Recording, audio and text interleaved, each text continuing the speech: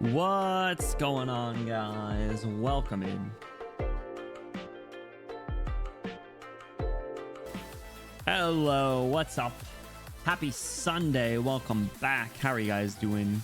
How was your weekend? Welcome in. We got Dust coming in with the first. What's up, Dust? How are you doing? Welcome in. Bluey, what's going on, Bluey? How are you doing?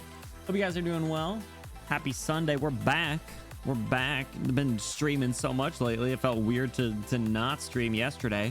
But I did take, I went to bed. Actually, I had the intention of going to bed early, but went to bed very late. But I still slept a lot, which means that I just woke up late. But that doesn't matter because I got like 8 hours of sleep for 2 nights in a row. So I'm kind of thriving. I'm kind of doing really well. But today, you guys, we're going to be, oh, I forgot to get my schedule up in here. Today, we're going to be doing our, I'm going to call it our chapter 15 prep, which is basically going to be, we're going to be reading through the See You Soon stories that we need to. We're going to be starting the When Elegies Are Ashes story. And we're going to be doing all that over the next few days. So between today, tomorrow, and Tuesday, I hope to, if not entirely finished, be mostly done with that stuff and be ready for chapter 15, which is kind of crazy because one, I thought I already was ready for chapter 15, but then, you know, Arknights decided to throw me some curveballs that I wasn't prepared for. But we adapt, we overcome. And I got to play some Silk Song last week, which was great. Spent some time with my dad, which is good. Nice. Mood is kind of shot though. Xbox HDMI port fried. No, that sucks. I'm so sorry to hear that. If you are a confident person when it comes to electronics, you can try swapping it out yourself, but I don't know how well it'll go. Personally, I've never done it, but I've heard that you can do it. I'm sorry to hear that you are also Silk Songless on this evening. I probably won't be playing until later this week. As you might have noticed on the schedule, we might Gorilla later in this week. We'll see how things go. We'll see how things go. But yeah, I'm excited to jump into these stories. We'll probably jump right in like fairly early today, because I know it is early. I know like it's like a 7 p.m. start as opposed to 8. But I want to make some progress and not spend like too long on it, if possible. I'll probably, like I said, I want to try and get some decent sleep, or at the very least like unwind a little bit, do some reading before bed, or if not reading, play Baldur's Gate or something. I don't know. That's what I did yesterday. That was the reason why I stayed up a bit later than anticipated. See, the problem with Baldur's Gate is like you turn it on, you're like, ooh, so like I could start this encounter, and then, you know, like it's just this chain of things, and you get like a hint for another one, or you're like, oh, what's this secret door that I didn't know about? And it's like, oh wait, hold on, what if I try going about this situation a little differently? It's just, oh my gosh, it's an incredible conundrum is basically the best way I could put it. Bluey, thank you for the hydrate. It's a game truly deserving of its praise, and the fact that I'm still only in Act 1 or something, despite like I think 30 to 40 hours in or something, is nuts. You just get so lost in it. It's just so exciting. I really enjoy it. I've also been on like an absolute D&D kick lately because I have 2 campaigns going on at the moment. Well, the one with my IRL friends has been like a little slow. That's the one I think I've told you guys about before, where it's like a little bit more of like a supernaturally kind of Stranger Things vibe, which I'm actually really looking forward to for when it gets into like spooky season. I think that'll be good. But then the other one's a little bit more traditional D&D, but in like a kind of more steampunky environment, which is pretty neat. Also, I'm playing an Ojo Sama in that one, which is very fun. It's very easy. It comes very easily to me. I don't know if that's a good thing or a bad thing, but me playing this character that's essentially just has loads of money and is psychologically manipulating people and then casts wizard spells is pretty fun, not gonna lie. Kind of dig it. Remember when I had friends to play D&T with no vodka? I'm sorry. Welcome in. Well, I thought you were more of a Pathfinder. Pathfinder is what it's called, right? Did you say that? I don't remember having friends. Real and true. Damn, guys. Well, happy Sunday to you. Are they pink? She is not. She's actually based off of Claire from I'm in Love with the Villainess. I just call it D&D for the normies. I see. I gotcha. I don't know. We talked about TTRPGs in the past, but the one that I've been really interested in, that I've never really looked into is, or no, sorry, I haven't ever been able to play, rather, is World of Darkness, which is also like a supernaturally vibe, but it's the one that Hollow Myth did for their TTRPG, which was a lot of fun to watch. Is D&D with hair on his chest? I don't know what the difference is. See, I'm way too new. Like I've only played these two games, and then also Baldur's Gate, but I think I have a fairly good grasp on it, mainly because I'm pretty I don't even know what the word that I want to use to describe myself is. We'll say decent at improv and can really throw DMs for a loop. And that's my fun. My fun is fucking around with NPCs, getting them to join me or do things that the DM never thought was on the table. And then here we are. Most closely related to 3.5e. Yeah, I don't know. I only have experience in 5e, unfortunately, and I really don't know any of the differences. For what it's worth, though, I do appreciate the fact that there's multiple games. I saw that the people that did Critical Role came up with their own game. What's it called? What's it called? I think I saw this recently. Starts like a D or something. Is it Daggerheart? Is that what it is?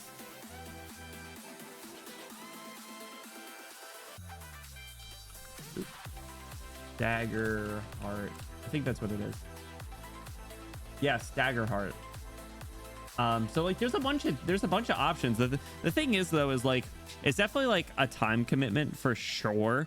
Like there's like literally dedicated days. Like it's mostly the reason why I'm not able to stream on like a lot of Wednesdays and Thursdays at this current time. But I feel like it's a tough barrier for some people as well, because a lot of people are really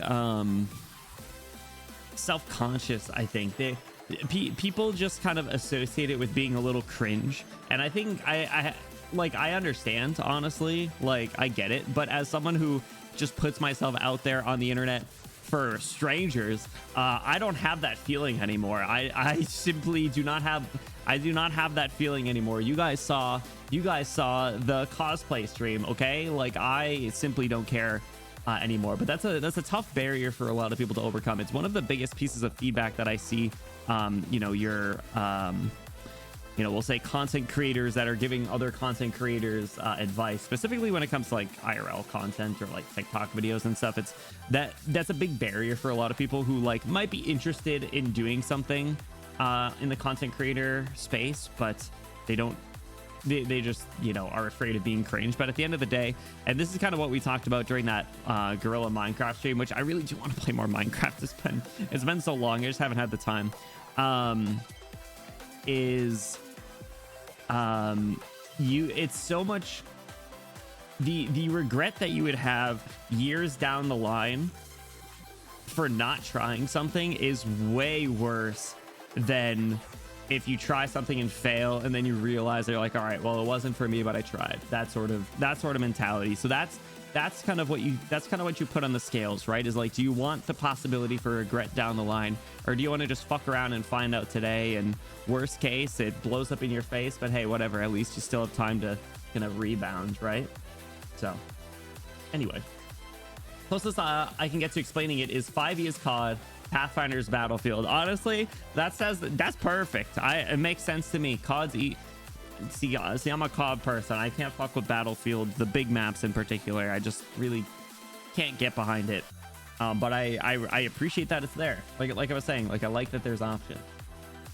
Heard of the one D&D party that fucked the whole game with a jar of mayo? What is the lore here? I'm so interested. Skeek, what's up? Welcome in. Happy Sunday. How are you doing, dude? One of my campaigns ended with a party member giving the whole party, except for me, dysentery, and they died. Were you playing Oregon Trail, the TTRPG? If so, incredible. I would love to do an Oregon Trail stream sometime. That would be so funny, naming Oregon Trail after viewers. Low key, I don't even know what goes into it, but I would be very interested to do like some sort of like D&D sort of thing on stream. I don't know what it would look like, and I don't have any sort of DM experience, nor do I know the first thing about getting started. I think I'm like more of a player, right? Not even like as a joke. Like I feel like I just fit better into that role. No pun intended. But I wouldn't be opposed to trying to figure it out sometime. They found an infinite jar of mayo, captured an enemy, and they force fed the thing enough it can't survive without it. DM was trying to get rid of it.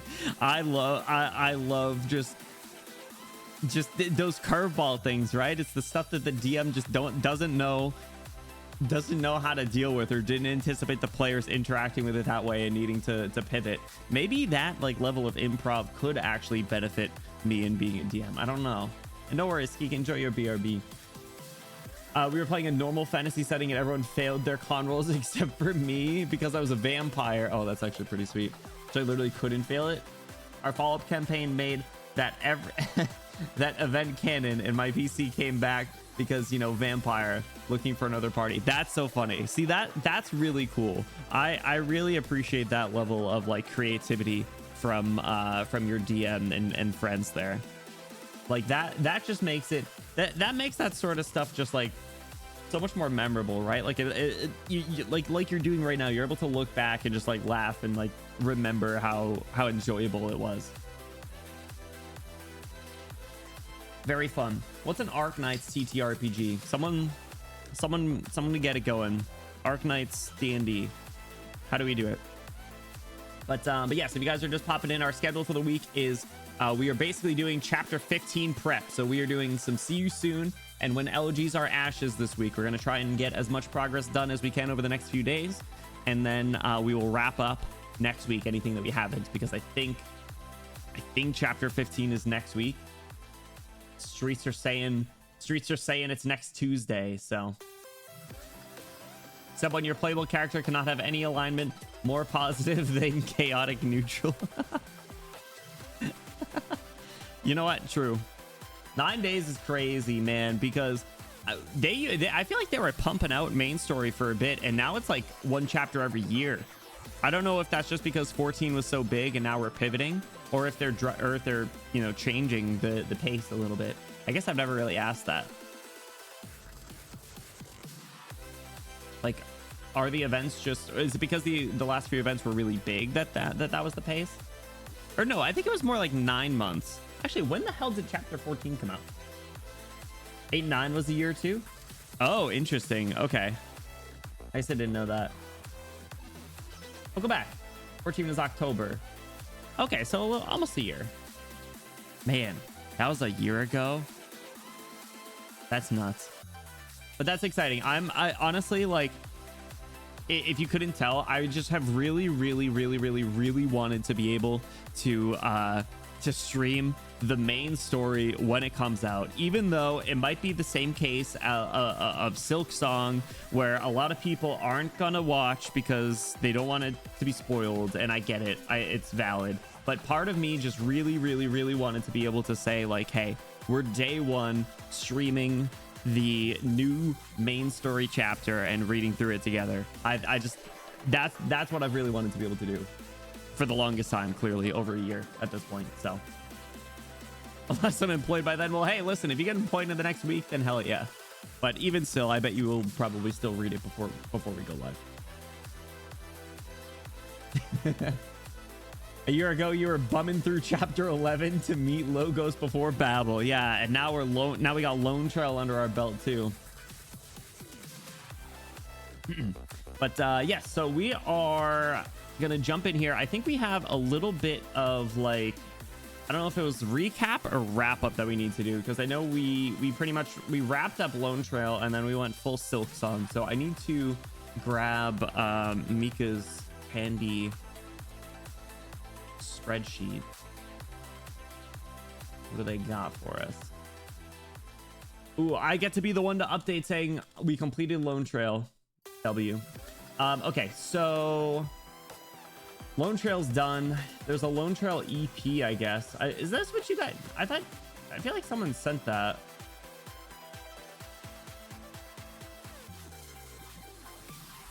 But all right, so we're going to start by watching some quick videos to finalize our Lone Trail arc here. Get my tab up. But yeah, you guys, the Lone Trail was still on the brain during the weekend. I was thinking of Ad Astra. I was listening to it. I was like, damn, this shit's so sad, bro. What's this like so small or so big rather? Huh, I don't know. Okay. Okay, let me pause the music. All right, so we're gonna start by watching the Ryan Lab CN 4th anniversary short animation, Blues with You, the thing that we were, you know, supposed to watch before we did the event, but we just persevered anyway. And yeah, here we are. I like this already. This feels so Fallout coded. Hi, Kristen. Look, she's Kristen there, not Kirsten. Momo.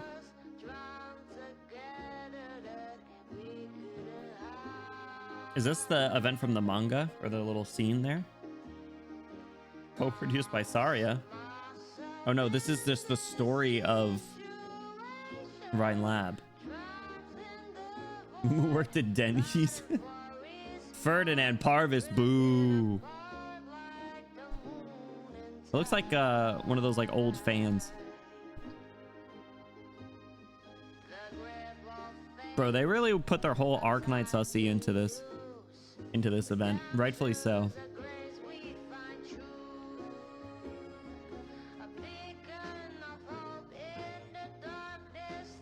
Oh, we got Nasty and JJ Junior.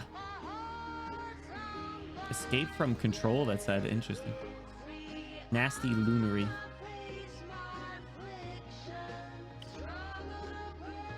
I feel like if you did a deep dive into the lyrics, there would be a lot of hidden meanings there. Jara and Dorothy, look.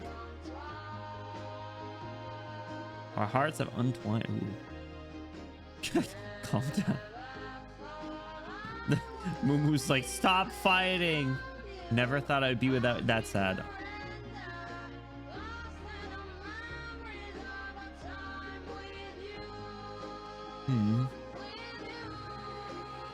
Hey, look, it's all the directors. Is the one that we don't know the guy on the left? We still don't know one of them. Pretty good. Damn. Oops, stop playing. Inspired by a true story, lost in the memories of a time with you. Damn. I'm assuming this is like Mumu's POV. What did it say? Co-produced Saria. Did it say produced by Kristen? Directed and written. What did they say about Mumu? Director of photography. I don't know. I'd say this is Mumu POV based on the lyrics. Pretty cool though. Pretty cool. All right, and then what is this? I will touch you. Oh, I will touch the sky.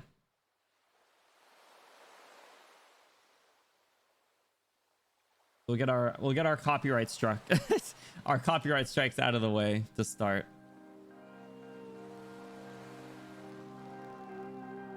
Control. Oh, they all look so good. Silence. Turn this down a little. It's safe since it's an EP. Okay, cool. We'll jam then. I already liked the art at the start there. I will touch you. So wait, is this Kristen's EP? They gave Kristen an EP? That's crazy.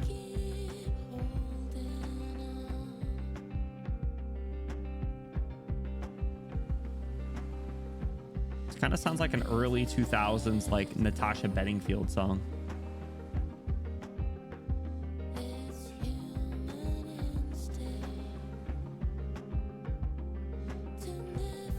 Came out during the rerun? What? Why did it take so long to come to global? Was it a translation thing?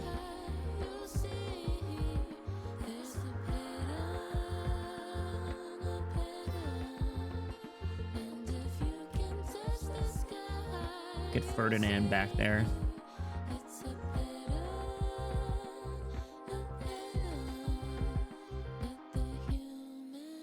Oh, it was intentional?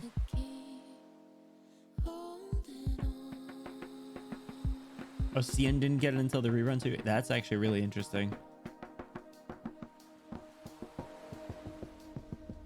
How references Apollo era? Yeah, I mean, like the countdown that they sampled, and oh, the one thing that I really wish they included in the like intermezzi version is when you click in, where it's like a new world await, or a new dawn awaits, or whatever the line is.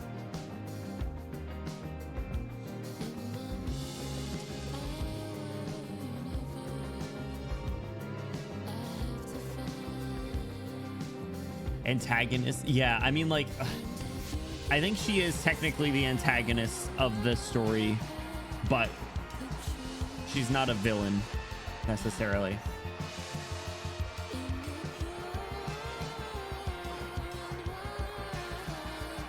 Yeah, something about like a voice coming over like a radio just has this vibe to it. Oh man, that was kind of dark, no pun intended.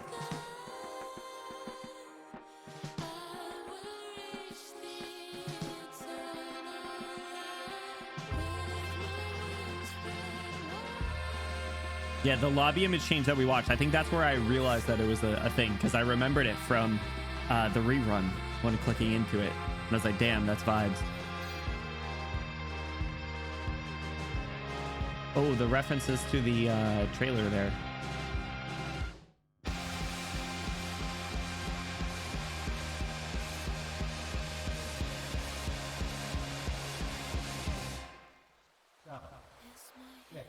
This. 5, 4, 3, 2, 1.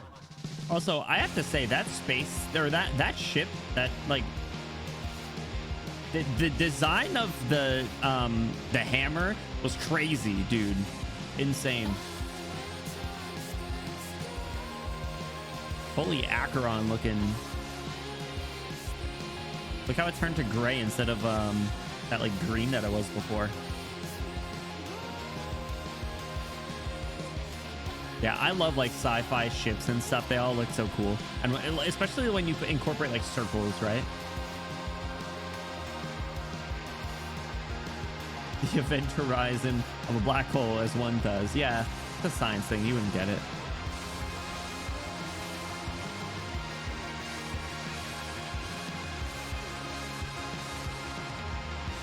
She's just chilling. Good night, Terra. Brought me to tears. Just Capricorn face.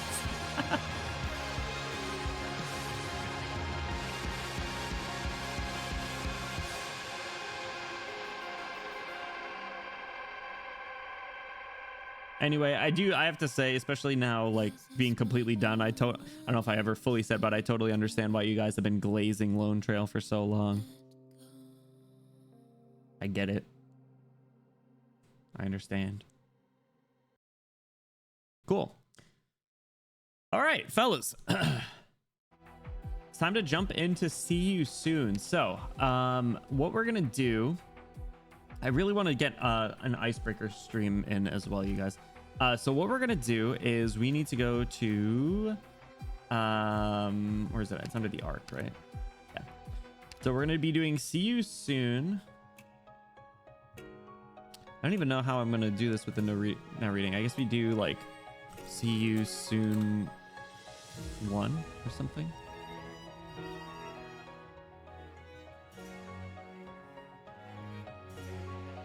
Tangential, but that reminded me, one of the Elden Ring DLC boss soundtracks sampled the first recorded audio of a black hole. That's tough. That's tough. I would love like to sit in on like a movie trivia, or not movie, sorry, like a music trivia sort of thing, to learn about like the random things that were sampled. I remember hearing like one I think it was like Billie Eilish or something, one of her songs, the beat was just the beat of a like the little ticker for when you cross the street, like the where it's like you know, walk, go, that sort of thing. See you soon, and the canoe will carry us to you. War is dead. Londinium's static gun smoke thus declared. Purple flames crawl up the city walls. Canoes leave the river. A sword wielder steps into the golden sea. No one can truly kill death in war, but at least for now, some still yearn for peace. So as interesting as the rest of these look, literally all of these look like bangers. A song that has audio sampled from hitting a fossilized piece of dino wood. That's nuts. Gunsmoke, man. Oh shit, I gotta auto that. I forgot to do that. Whoops. So we're gonna only do Iblanas for right now. I would absolutely love to get these other ones in, but we're prioritizing number 1 Iblana and then number 6 Amia, and we'll do Amia after we do all the Iblana stuff. And then if somehow time allows, we will get the other ones in there, because I do really want primarily these two. I want to know about Enteleki and the future of the vampires, but I also want them to do something about Nez Salem. Tallulah, obviously interesting, but at this point, at least comparatively, Tallulah and Noel I don't care as much about compared to, like, literally this is like a crazy lineup, honestly. So Adhaint and Gieren. Let's jump in. Also, I think the streets are saying when elegies are ashes is like Dorothy's vision stream length. I've read these yet, so my comments will be my reactions. You're good, no worries. All shall return to fire. While you, my unruly shadow, you had every opportunity to avoid involving yourself in this. But since you decided to jump into the flames together, come.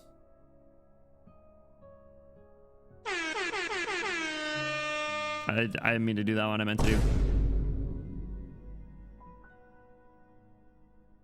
Join this magnificent blaze where even the shadows lose themselves. Blaze? Elite Operator Blaze? Do not come. Oh man, the Reed event background. Landless farmer. So we're basically right outside Londinium? That's what I heard. I've never walked so much in my entire life. You figure you've walked more than Morin and the others? Them, they followed the leader all the way to the Scathana Fields. How can I even compare? Blue, what's up? Welcome in. How are you doing? Happy Sunday. What you been up to? Well, who's counting? Besides, we're here. What now? We fight? I suppose. We've been through more than our fair share of scuffles on our way here anyway. Stray Sarkaz, wasteland bandits, soldiers hired by nobles.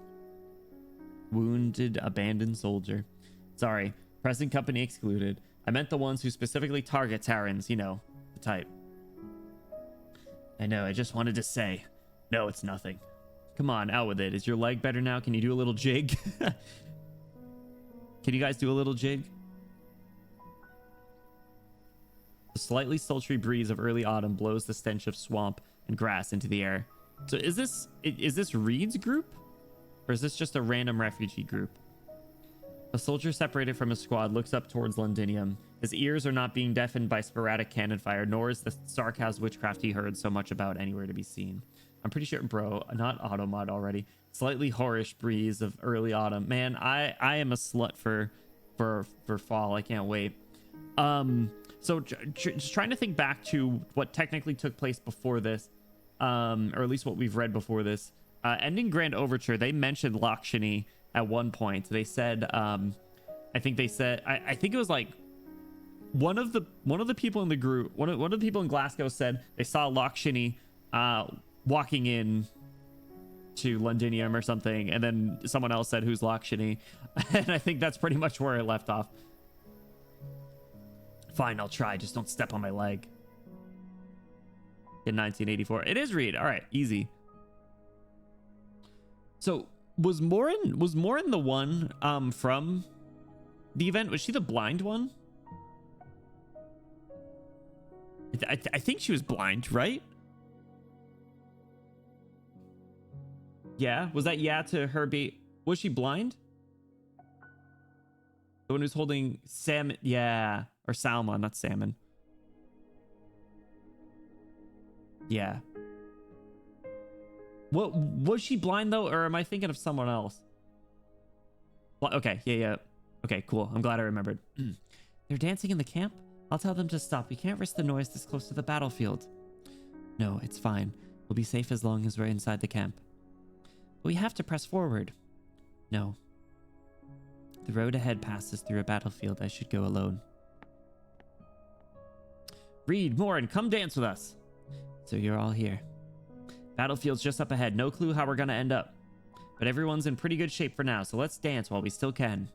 Maybe if we move enough, it'll shake off the fear. That's lovely, but I'd rather everyone stay here and go no further. Huh? We're not going to battle? It's too dangerous for you. So you're going on ahead all by your lonesome? I'm sorry. I think that was the voice I gave her. It was like a softly spoken, slight British accent. If not, that's what she's getting now, so... How long will you be gone? I don't know, but I'll definitely return. Reed, everyone who followed you here knows that fighting is inevitable. We all know we're not qualified to join the fray, but we want to help you, even if all we can do is block a few bullets. Hey, Reaper, what's going on? Welcome in. Thank you so much. I hope you've been doing well. Cute elbow pose, Reed. Reed's great. We love Reed. Cute elbow pose. I'm not qualified either. Reed? Be it Wellington or the other dukes or the Sarkaz, they are the ones tipping the scales of this war, but us. No matter which side we choose, we'll make less of a difference on the battlefield than a speck of dust. That goes for both you and me. Then why? There is something I must do. But don't mistake me. What I intend to do is no nobler than facing off with the Victorians for our people, swords drawn. I just have to face it. Face her. The leader? The leader. Almost every Tauran knows of Dublin and the leader. Even those not in the know will soon learn of their existence and the increased Victorian aggression after Wellington's army marched off towards Londinium. Of course, they will also realize that the leader of Dublin standing before them would seem out of place with the fabled Spectre Force or on Wellington's high-speed battleship. But she saved them and asked nothing of them, so them she is without a doubt the leader. So to them. Oops. People come and go. Those of us still here have already made up our minds, so don't you worry on our behalf. Don't mind my wounds. I still have a chance against the restless dead. You saved my life. Even if I die here, it'll be a worthy death. Thank you, everyone, but we didn't come all this way to become martyrs. The road ahead of us doesn't lead to yet more fighting. On the contrary, when I return, we'll return to a tower without war together. So you're coming back for sure, Reed? I am. Then we'll wait for you. Thank you. Stuck on EX8? I haven't even made it to that. I think I'm on like 3. Or I think I did 3 stages. After the battle at Silver Rock Bluffs, the Royal Court forces retreated behind Londinium's walls, while Victoria's dukes kept their forces stationed around the city in no hurry to assault it. Wellington's army, with their fresh new flag, did not participate in the siege and stationed themselves just outside the war zone like an indifferent observer, coolly watching the deadlock outside the city. So Terra as a country already exists. I think they had land already, but it's more like Victoria isn't occupying, or the dukes aren't occupying them anymore, right? They declared independence. Was that what they seceded? That's what it was. Okay. Gotcha. But a stalemate does not necessarily mean peace. Scouting efforts and countermeasures, raids and ambushes, sarcasm, witchcraft, and brief cannon barrages. Accompanying them are the curses and groans of the immobilized wounded, unable to do anything but wait in vain for death to come.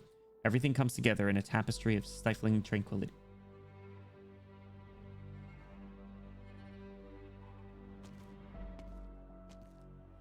What's up, Lakshani? The Draco takes advantage of the current peace and sets off to put an end to it.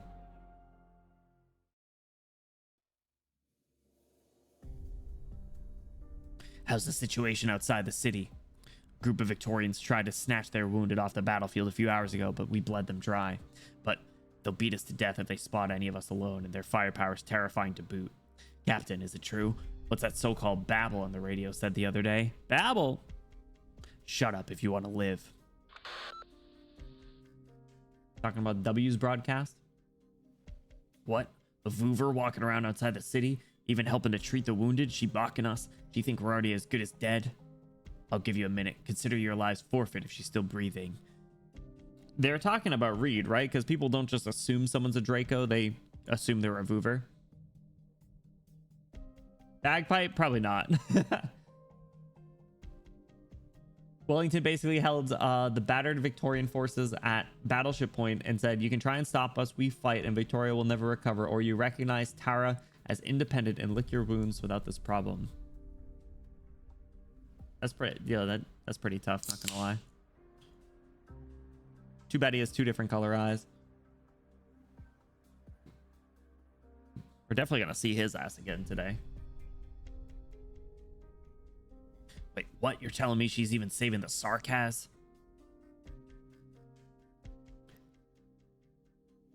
Bloody devils, they've been held up in there for days and still pack a punch. Personally, I'd rather the siege continue.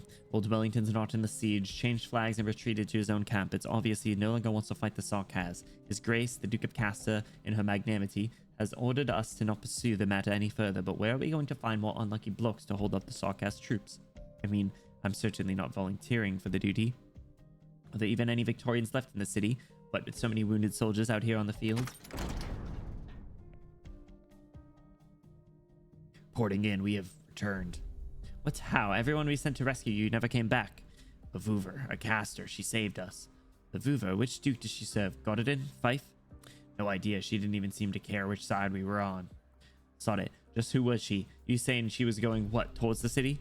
Seemed like to the Gastral. I think this is what they were talking about in the Delphine Siege event. I think it was her getting on the Gastral, not the city. I'm sorry, this is all I can do for you. It's okay, I'm just relieved. My chest doesn't hurt anymore, at least. Thank you so much, leader. I've seen you before at Oak Grove. You said then the flames have already been kindled. You're thinking Cheesy Blana? So now I'll become one of the restless dead and continue fighting for Tara even after I die, right? Is that what you want? And my answer is this. You won't. What? The flames will indeed swallow up many lives, but never should they intentionally use life as tinder. That isn't how flame is meant to be used. Do you know the legend of the Watchmen? Those who send returning Terran warriors to sleep in flames so they may finally know rest. Your fight is over, soldier. I hope you'll find rest just as they did. Most people think she's Iblana given how long she was her shadow, unless they met Iblana in person. True. I mean, everyone just has the two Reed theory, I guess. Is that what I'm getting? Man, look at her now compared to chapter 9 Reed. Leader, I can't. This is an order. As you command. Look, she's like playing the role of the doppelganger pretty well though. In order to save lives. This is an interesting room. Oh, boo. Boo. I forgot about this guy. Boo. I don't even remember what voice I gave him. Probably a southern accent. Brigadier, sir. The Brigadier. What's the situation with our target? Hey, you, what's going on? How's it going? They have the one leader theory. Boo. Boo. You're right, but boo. Line in Iblana's files, don't read them. Or it's basically people confuse Reed and Iblana until they open their mouths and the difference becomes like night and day. Yeah, that makes sense. It's funny that on JP they have the same voice too. Boo, Brigadier, bitch ass, boo. I don't remember the voice I gave him, so he's getting that southern accent. She's been treating any wounded on her way, but otherwise has been headed straight towards our camp. She'll soon reach the Gastral's gangway. All right, so they're tracking her. What are the Sarkaz and the other Duke's movements? Sarkaz have made a few probing attacks with small squads, but are eventually unaware of the situation and have failed to slow her down. Continue surveillance and prepare for her to board. Eliminate any threat to her life. Yes, sir. Another thing, Brigadier, sir. We and you Terrans have already become companions on the battlefield after risking our lives together, yes? No need to beat around the bush. Ask me any question you have. I don't think that was the voice I gave him. I think I gave him more of the raspy voice, but whatever. I've heard some rumors regarding the target that you once planned to get rid of her. So why are you protecting her now? I guess he's doing a good thing. Communicator. Reporting in. Target is at the gangway.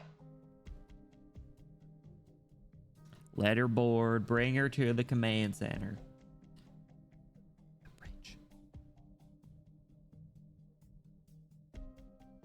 Let her board and bring her to the Gastral's command center. That was a nice little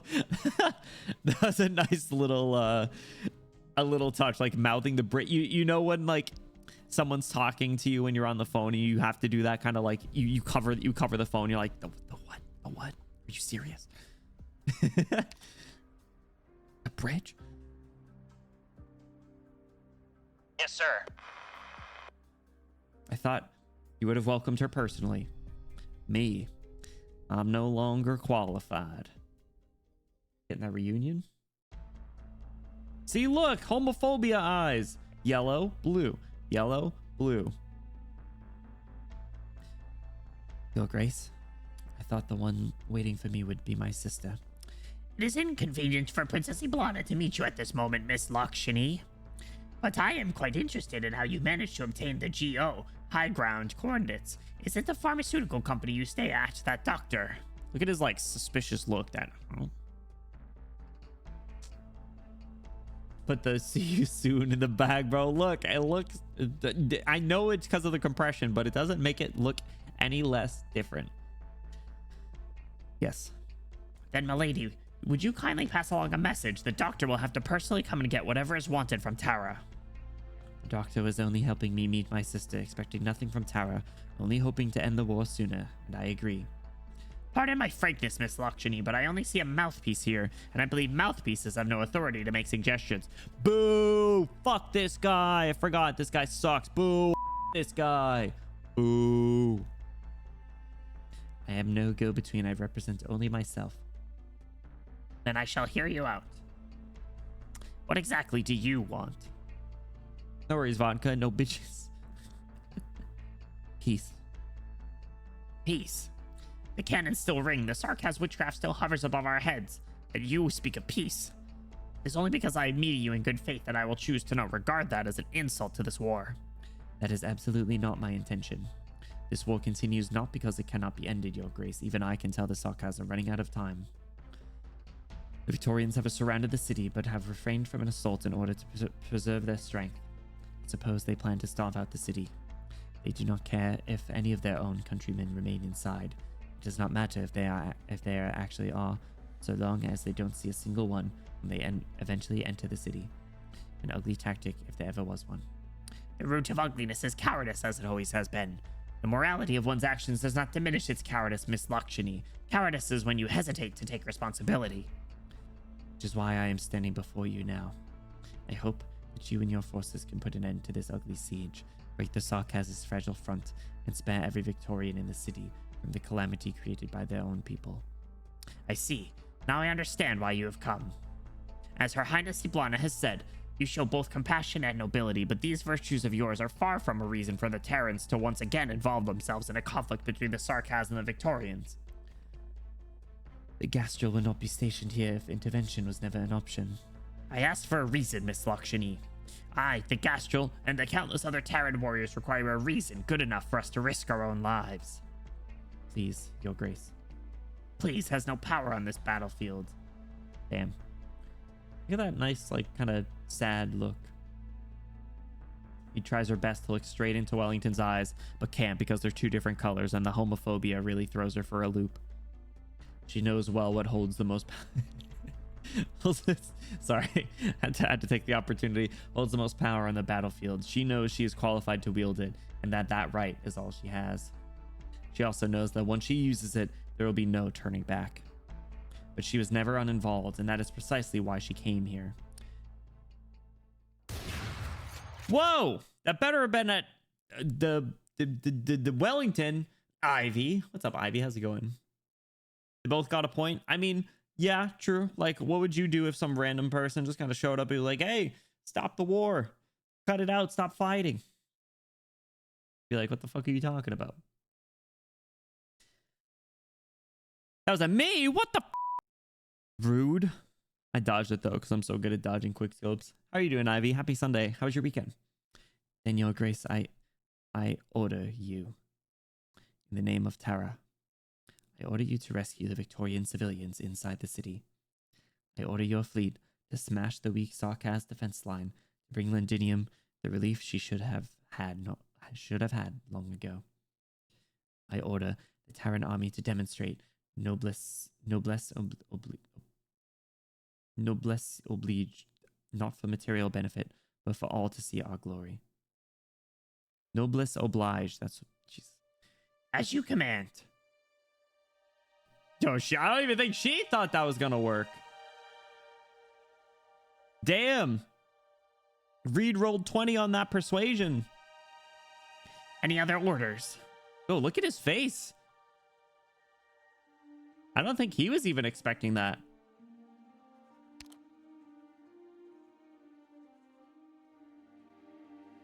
Interesting.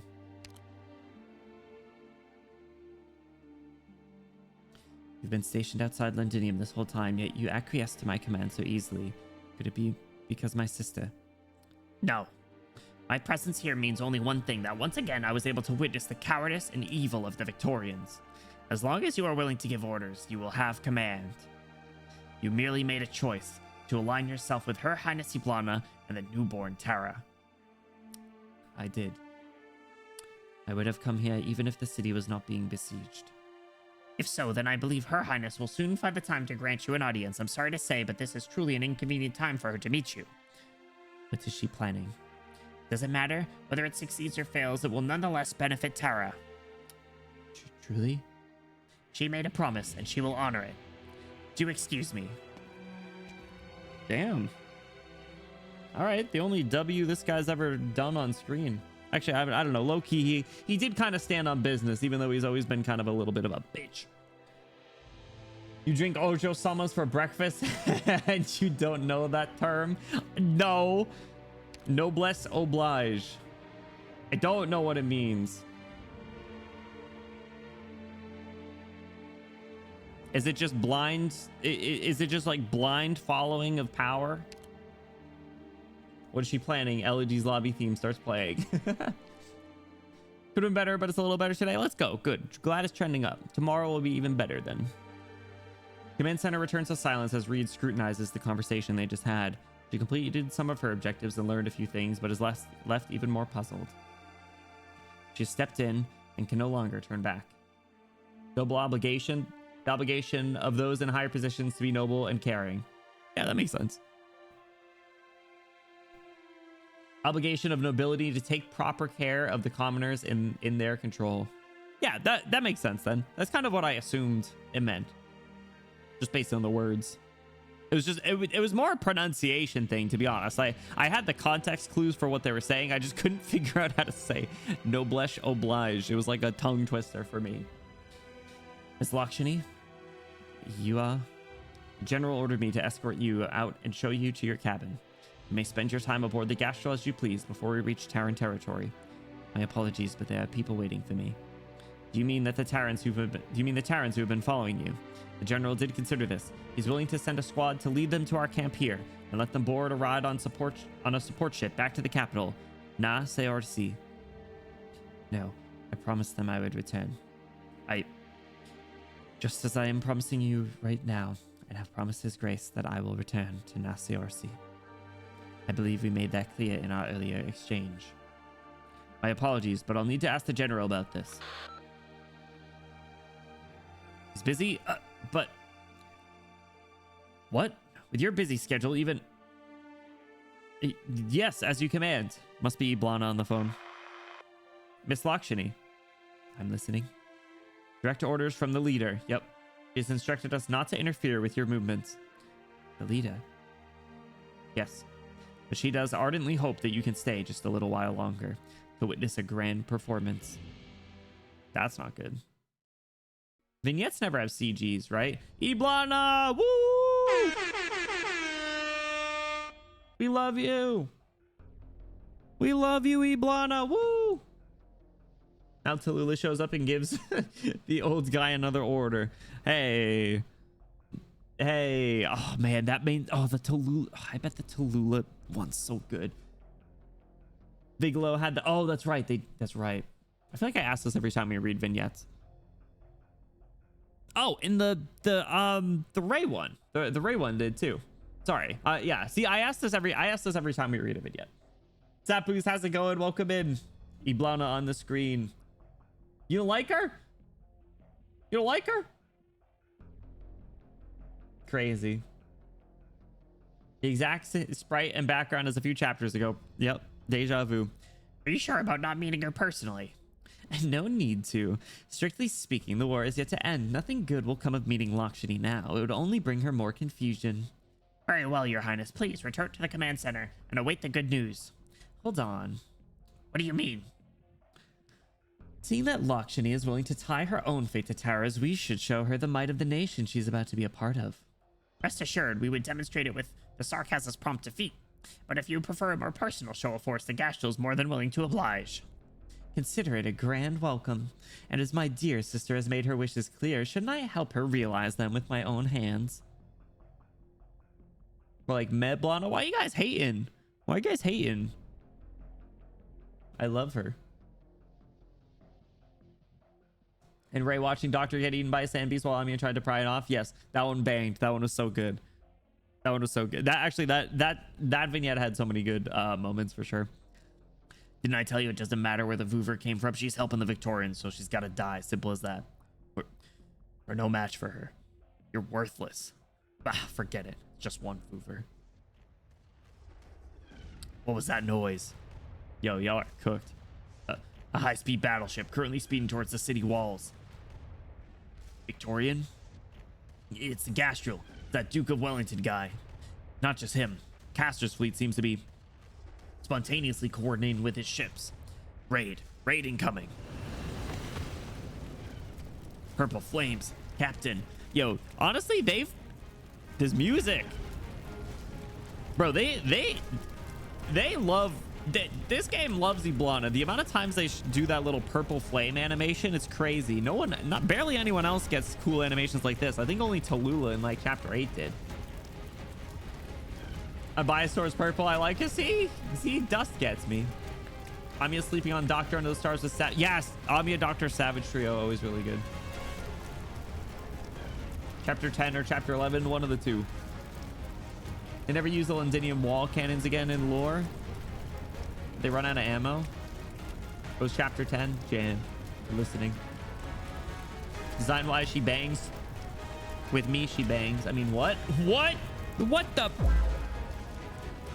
Personality wise leaves a little to be desired, but I can fix her.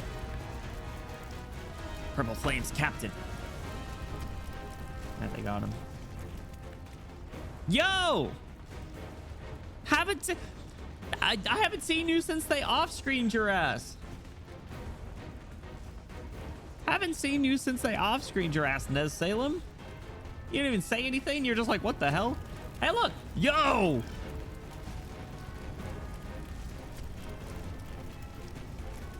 This is tough as hell. Atop the Gastrel's bow stands the leader of Dublin, purple flame spreading from the tip of her spear to the city walls. Here's your vignette CG. Dude, look, that looks like a dragon.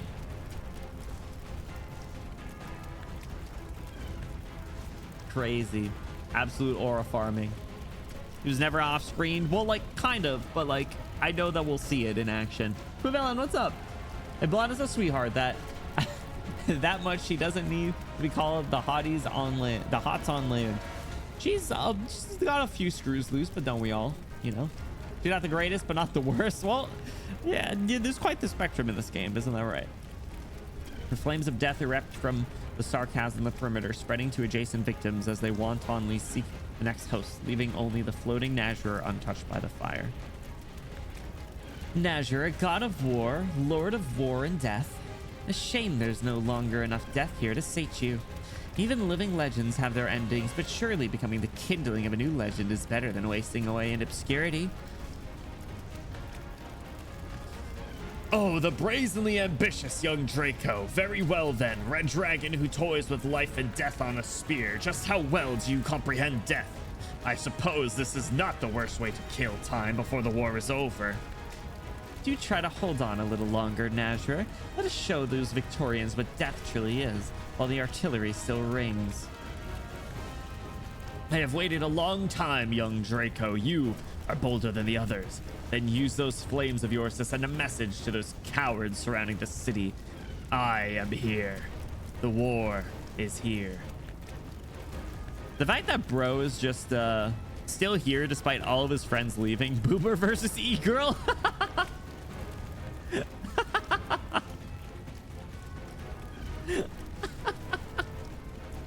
And that's why we love her.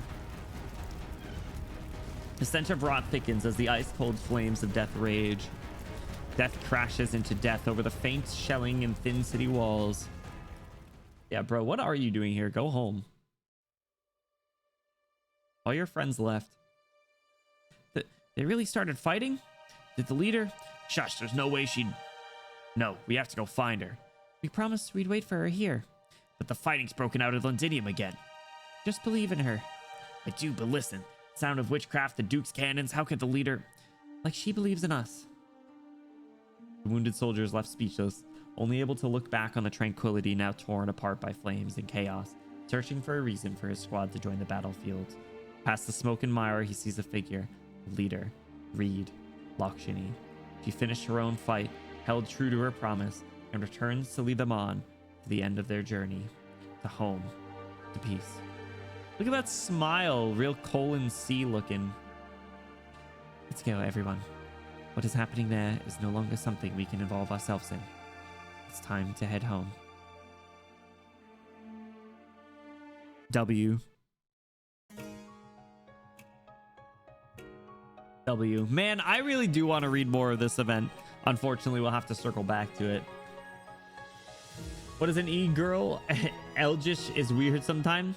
Oh, English e-girl, you know, like how do you even describe an e-girl? Bro, sticking around for the love of the game, war and cannibals.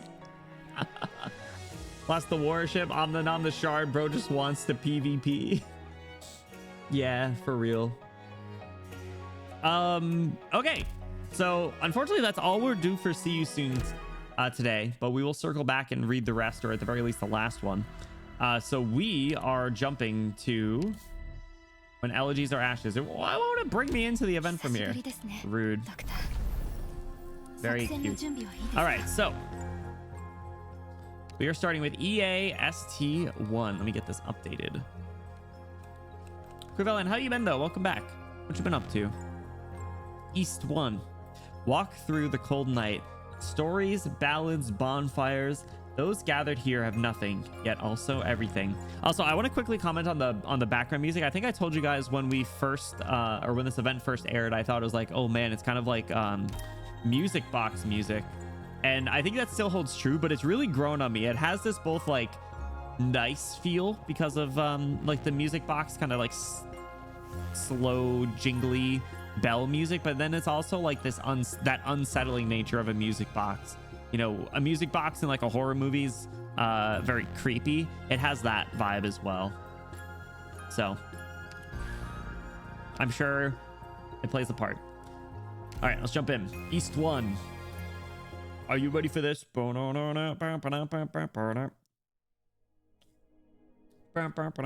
reclaim her kingdom What from the foes, what are the voice the Red acting? Dragon of Greed sought the aid of a shadowy force, the dark mist that haunted in the forest. Bro's putting me out of a The job. Red Dragon breathed the fire of death, while the dark mist herded their foes into the blazing flames. Thus, the battle was won, and the kingdom nice voice, was though. hers. The thorn-choked fields began to stir with life once again. Yet the deadly fire still crept across the land. The fields Stop. Larry. The living faltered. Larry's The newborn talking. perished before they could bloom, while the passing lingered, bound to this land. The Red Dragon would not abide the death going unrestrained. Her wish was firm. Life to life. Death to death. Resolute in her purpose, she sought Oh, it's not to on auto, cease it's the just playing it, spreading fire. continuously As speak. Samhain drew near, she gathered those touched by the tainted flames into her lair.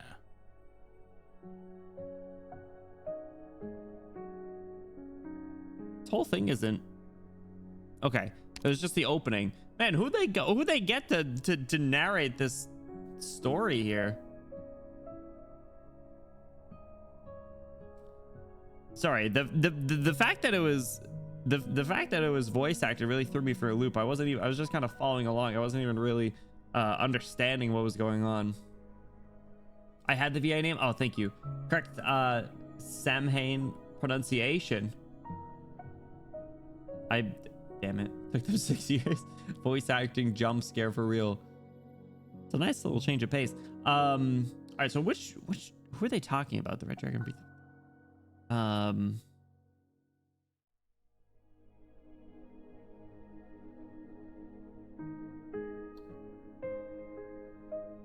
Same celebration as Coda Brawl. Coda Brawl did too? The thorn-choked fields begin to stir.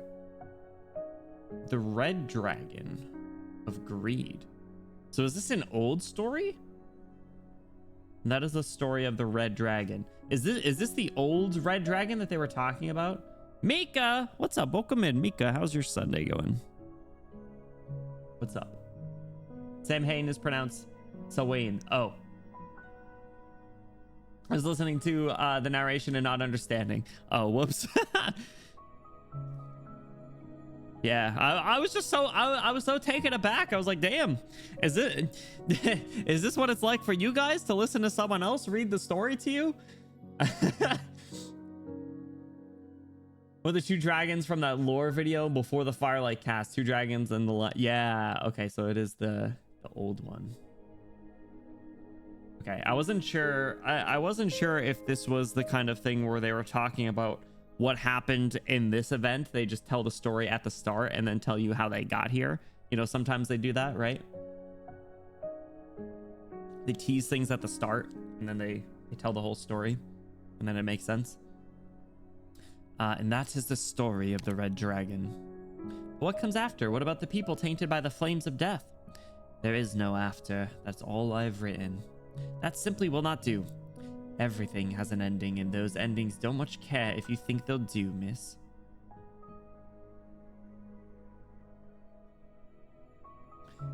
And yet it is for an altogether different reason that you hide yourself in this dilapidated pub after publishing your work. How ridiculous. Yo, what the heck? Damn. Damn. Ryder. Bro looks sick. Look at those horns. The pipe.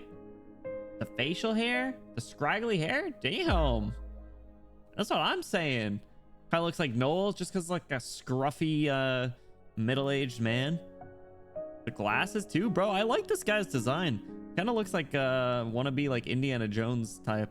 Maybe it's just because of all the brown and the hat. More Riz than Riz Salem. Kind of looks like Totter. Boo, don't say that. Now I hate him. Just kidding. Totter, he's better than Totter. Everyone's better than Totter. I've not read this event too. I may be on to nothing sometimes. You and me both. Gets paid to read, she'll freak it. Just every male NPC is enough to convince them to read a story. Actually, I don't think they read Dorothy's, despite what was that guy's name? Sonny. A lot of things are ridiculous. You simply enjoy keeping people in suspense. Is your spirit soothed by tales of readers desperate to know the ending? Wait, Mika, do you read this story? When did you read this story? I didn't know that. Some overly enthusiastic messages did manage to find me to deliver some fan mail. You must have been rather pleased. Pleased, I didn't even read them, just tossed them into that fireplace. How impertinent. Moreover, not a single story in your collection doesn't cut off unceremoniously. Truly impertinent. It's simple, really. I can't write an ending to save my life. You'd best head home now, miss. You're clearly well educated. In a ramshackle public, this doesn't suit you. Don't fret over those half-finished stories. Why the hurry to show me the door? Perhaps I can help you. The author takes measure of the woman once more. Even with a hood over her head, you can see how pale her face is. She must be very sickly, he thinks. The moment she arrived in this abandoned village, she went straight for the pub. She had clearly done her research and seems unlikely to give up anytime soon. Who do we think this is? Do we think it's Reed or Iblana? After ruminating, he picks up a sticky mug left among us. The cards and chips strewn across the table and downs a mouthful of rancid beer. Right up to the tutorial stage. Ooh. All right.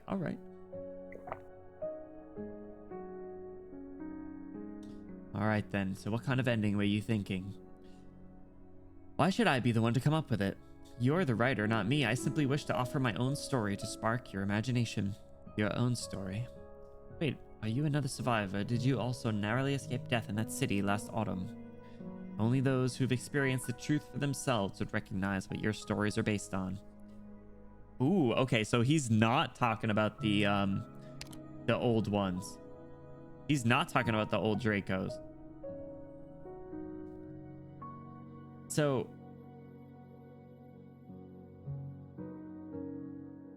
but the red dragon, is he talking about Reed? Because once I hit the tutorial, I was like, okay, we have to see if this mechanic works with the tutorial mechanic, and then none of the stages had the tutorial mechanic. I do like the mechanic in this event though. The like vision stuff is really interesting. Also, I found out some really interesting when I was doing the EX stages, I found out some interesting tech with this event mechanic and Entelechia's skill 2. So Entelechia's skill 2 will only activate for someone else that's in like the same you know, purple border or like vision area. If someone across the map, like but separated by the hedges, was deployed more recently, they won't get her skill 2. It has to be in the same area as Entelechia. Like they have to be connected, which I thought was kind of neat. Well, go ahead then. I'm all ears. I don't even see ears. I mean, there's tiny ears. Very well. Deep in the ruins of the former royal capital of Terra, long since destroyed by catastrophe. Ooh. Same reason global skills are only pseudo-global here. Yeah, I actually tested Lapland and Golden Glow too. Deep in the ruins of the former royal capital of Terra, long since destroyed by catastrophe, on one uneventful yet peaceful day, the flame burning in a metal stove was snuffed out. Oh, this was from the Reed event. This was no urgent matter, but the red dragon came all the same. It looks really nice, like dark and overgrown like this, though. Okay, so she's the red dragon.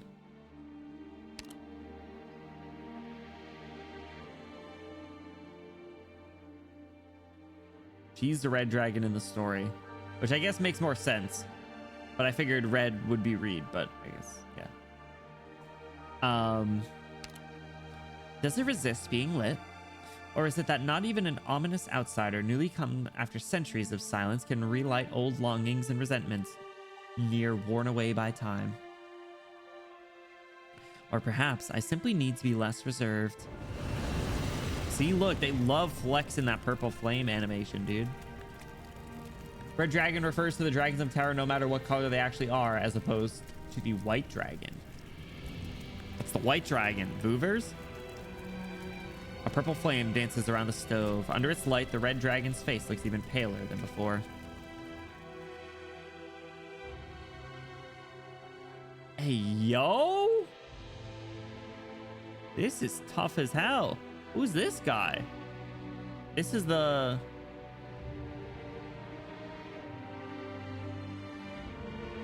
Why did that alert not go off? Skeek, thank you for the 5 months. Enjoy your Benny emotes. Enjoy your custom role in the exclamation Discord. And enjoy that sweet, sweet ad-free viewing experience. Guys, we get a huge Skeek W in the chat for their kind support. I'd appreciate it. Let me try and get the alert to go off. Give me a second. I don't know why that happened. Put them up there. Activity feed. Why is it not showing up?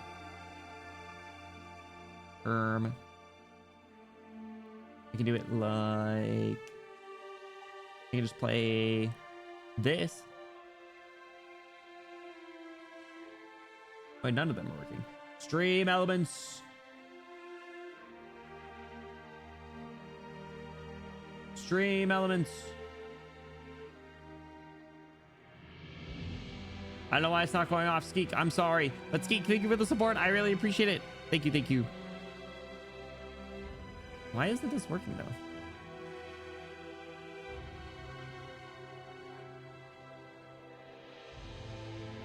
Refresh this page.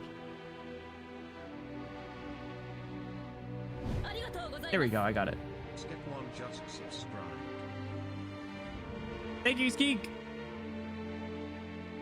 Tadafon's dad, big ass horns. So is this this must be the, like her dad, or like one of the other older Dracos? I'm imagining. I'm guessing based on the big ass horns. Definitely has like a Celtic look to him with these symbols. So that's my assumption, at least. Are you awake? Or must I remind you who you are? The pathetic red dragon who cast aside his crown and wandered the wilderness for 20 years, only to be murdered by his closest kin on his return. Labharathak, the exiled king, correct? Okay, my tests are finally going through. The exiled king. What are you looking like that for? Pointy ass ears? Dude, how many tests went through? Oh god. Why did it take like 10 years for them to go through? Oh my god. Cornish just subscribed. If I knew the pronunciations, what was the Labharath? Four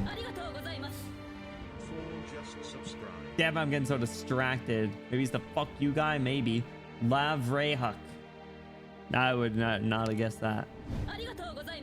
Oh my god. Maris just subscribed. Did you see how many times I clicked on it to try and fix it? Lavrehuk. It truly is a pity seeing someone still in shock at his own bloody death 600 years after the fact. 600 years. Give or take, the true date of your death has long been forgotten. I'm shocked, yes, but not at my death. More at the fact 600 years, the Dracos have once again produced an aberration spewing the flames of death. Teacher just subscribed. Teacher? This is crazy. Look at the little like effects around him and the purple flames. Is that from her? I'm assuming that's from her getting him in here. Loves to flex that emo flame animation. Stop! They even let you grow to adulthood without strangling you in the crib. Did the Victorians bid you rouse from death's slumber? Did you hide that ridiculous crown from them beneath your bed? Look at this just like disgusted look. Victoria no longer yokes the red dragon. The tower of today heeds no foreign master. Heh, not bad. Look at a smirk. Oh my god. Tell me then, is it popular to wake the dead to deliver good news these days? But sorry, got nothing to reward you with now. That's all. You best be on your way. With my flames burning within you, you won't be ending this after a few trifling pleasantries, Lavrehuk. Ending? My ending came long, long ago. You're the one with unfinished business, yeah? Damn. Look, I get it. They're the flames of the death after all. They'll get you into all kinds of trouble. Life and death getting jumbled up. Herds of undying beasts, newborn cubs having their lives snuffed out before, you know, the works. So, how big a mess we talking here? A field, a city, a countryside? I set all of Tara alight to free her from Victoria's heel. You what? Let her be razed to the ground. Let Tara become a nation of the dead. Either way, the flames of death will seek out a new kindling. Or so I thought at first. But allowing so many lives to fade away simply because I'm out of ideas, well, that would be awfully imprudent of me. And so I came to you. Tell me, what should I do to cleanse these deathly flames from the fields of Tara? Only that were empty bluster. Go ahead, use your imagination. I've heard enough. What I'm about to say isn't for you, but for the people who still willing to call themselves Terrans. Those tainted by your flame and marching towards death have been renounced by life itself. It will never return to them. This goes without saying for the corpses marching behind you, obviously, but the same holds for those who still live yet walk like the dead. There's no medicine that can save them. Gather them together so their fires do not taint others. Appeasement, is that all you can suggest? Huh, of course not.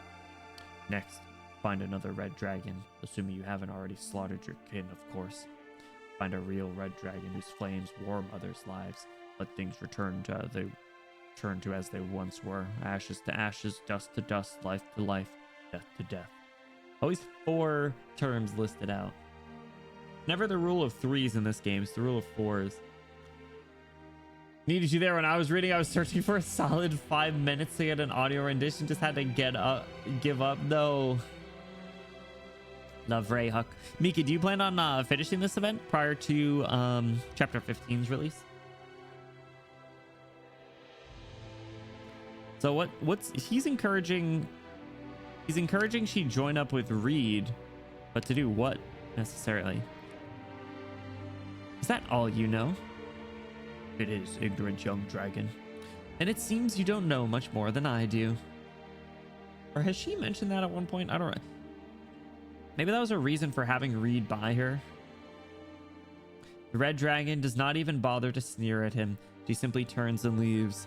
The dragon does not concern themselves with illusions of the past. She passes by a ruined home, faint yellow candlelight seeping through the cracks. This is the wilderness where the dead roam. No one should be living here, and so she knocks on the door. Also, the mysterious woman from the start who's like giving the writer ideas or whatever, I feel like it's gonna be Reed. That's my bold guess. I started 13. Let's go. 13 goated. I love 13 so much and hated it at the same time. Decrepit old man. Who are you?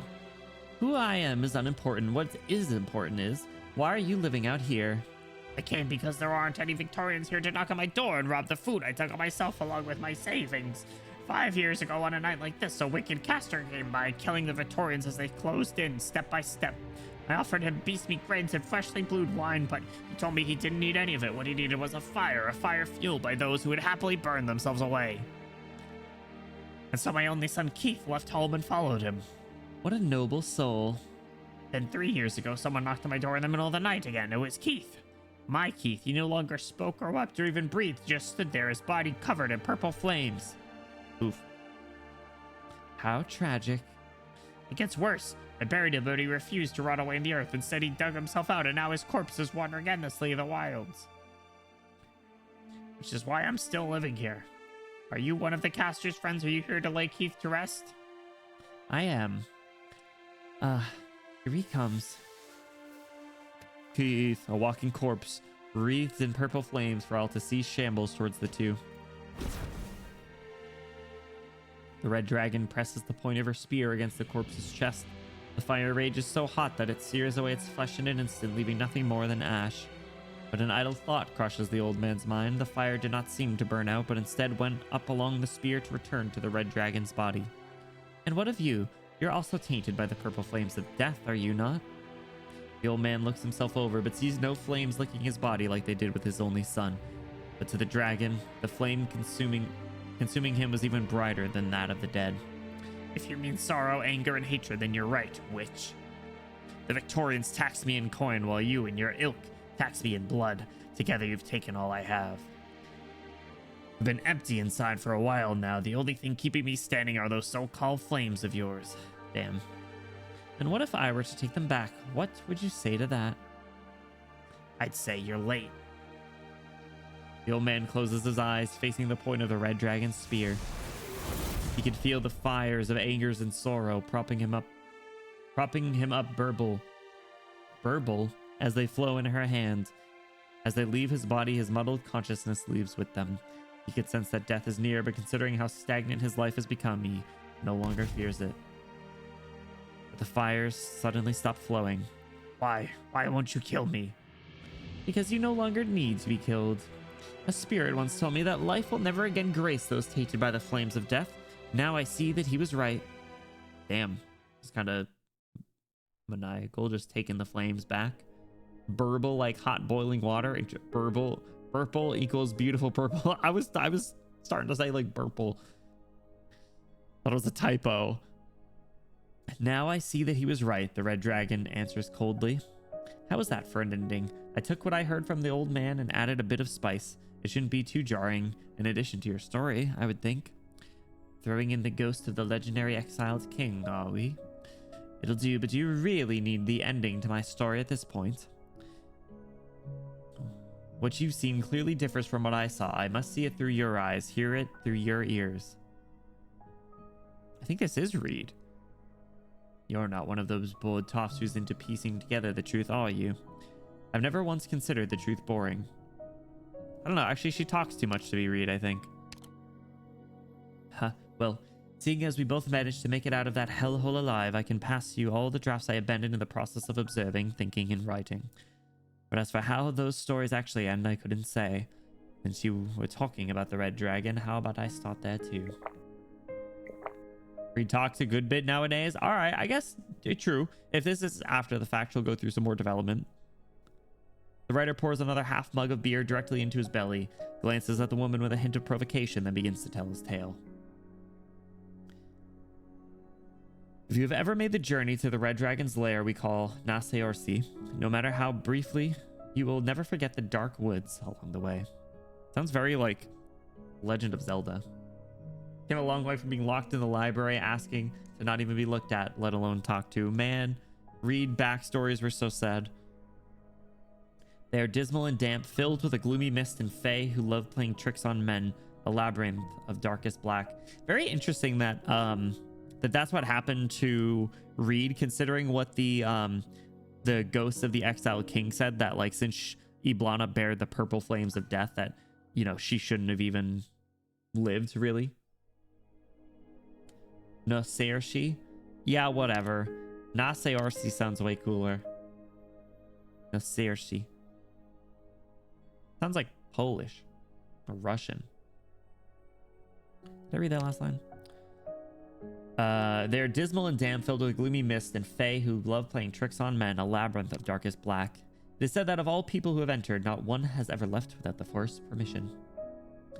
Even if it does open its bows to allow you passage, the mischievous fae will still lead you astray, bars, jeering at your clumsy movements all the while, but once they finally leave you be...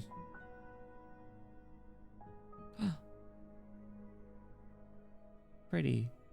It will become as beautiful as a painting that should not exist in this realm. We didn't see this CG before, did we? Is this new?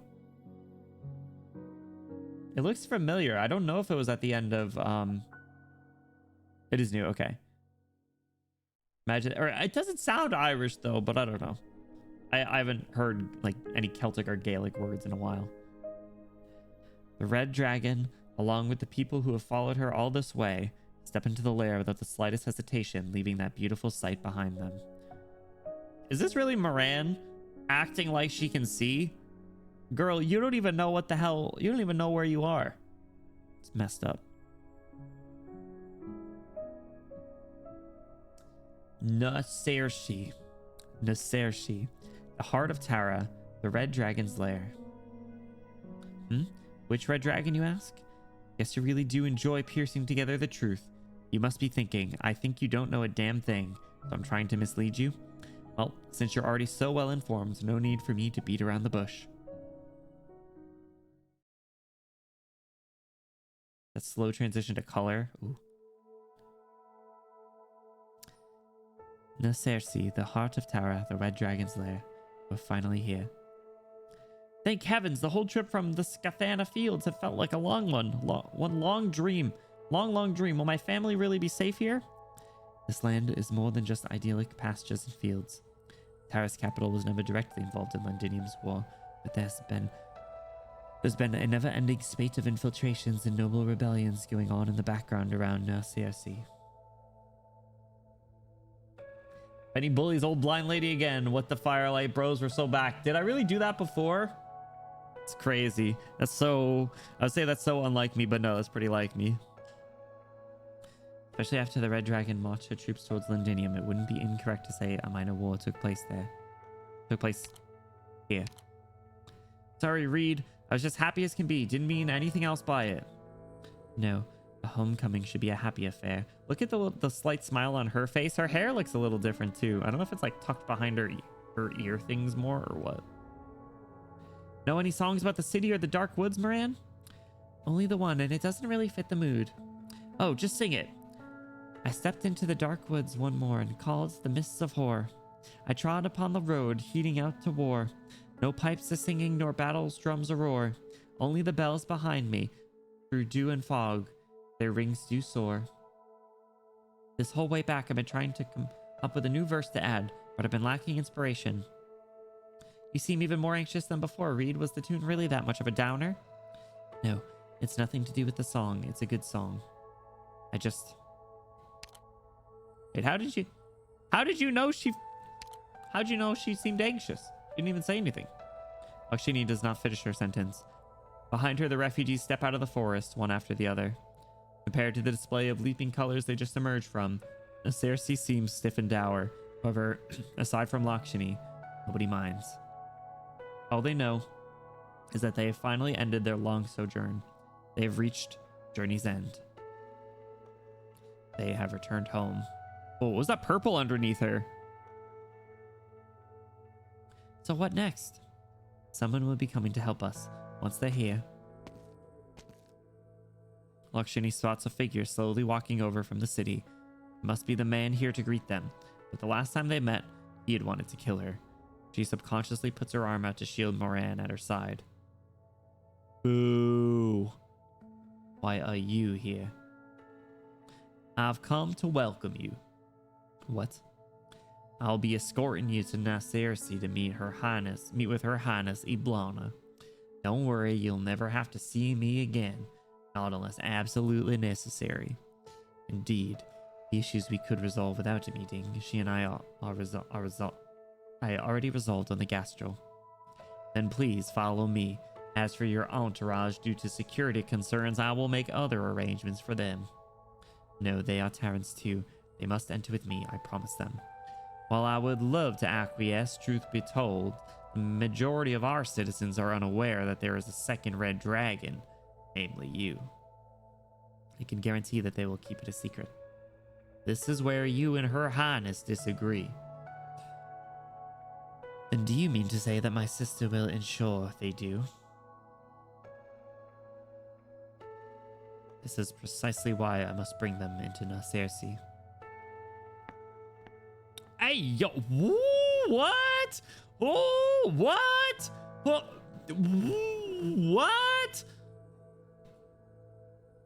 Who is this? Who's this fox girl? Damn. Women. Am I right? Crazy outfit. Look at those high-waisted shorts. They go up to her chest. Look at those thighs. Look at that keyblade thing on her back. Look at her glasses. Damn, women. So true.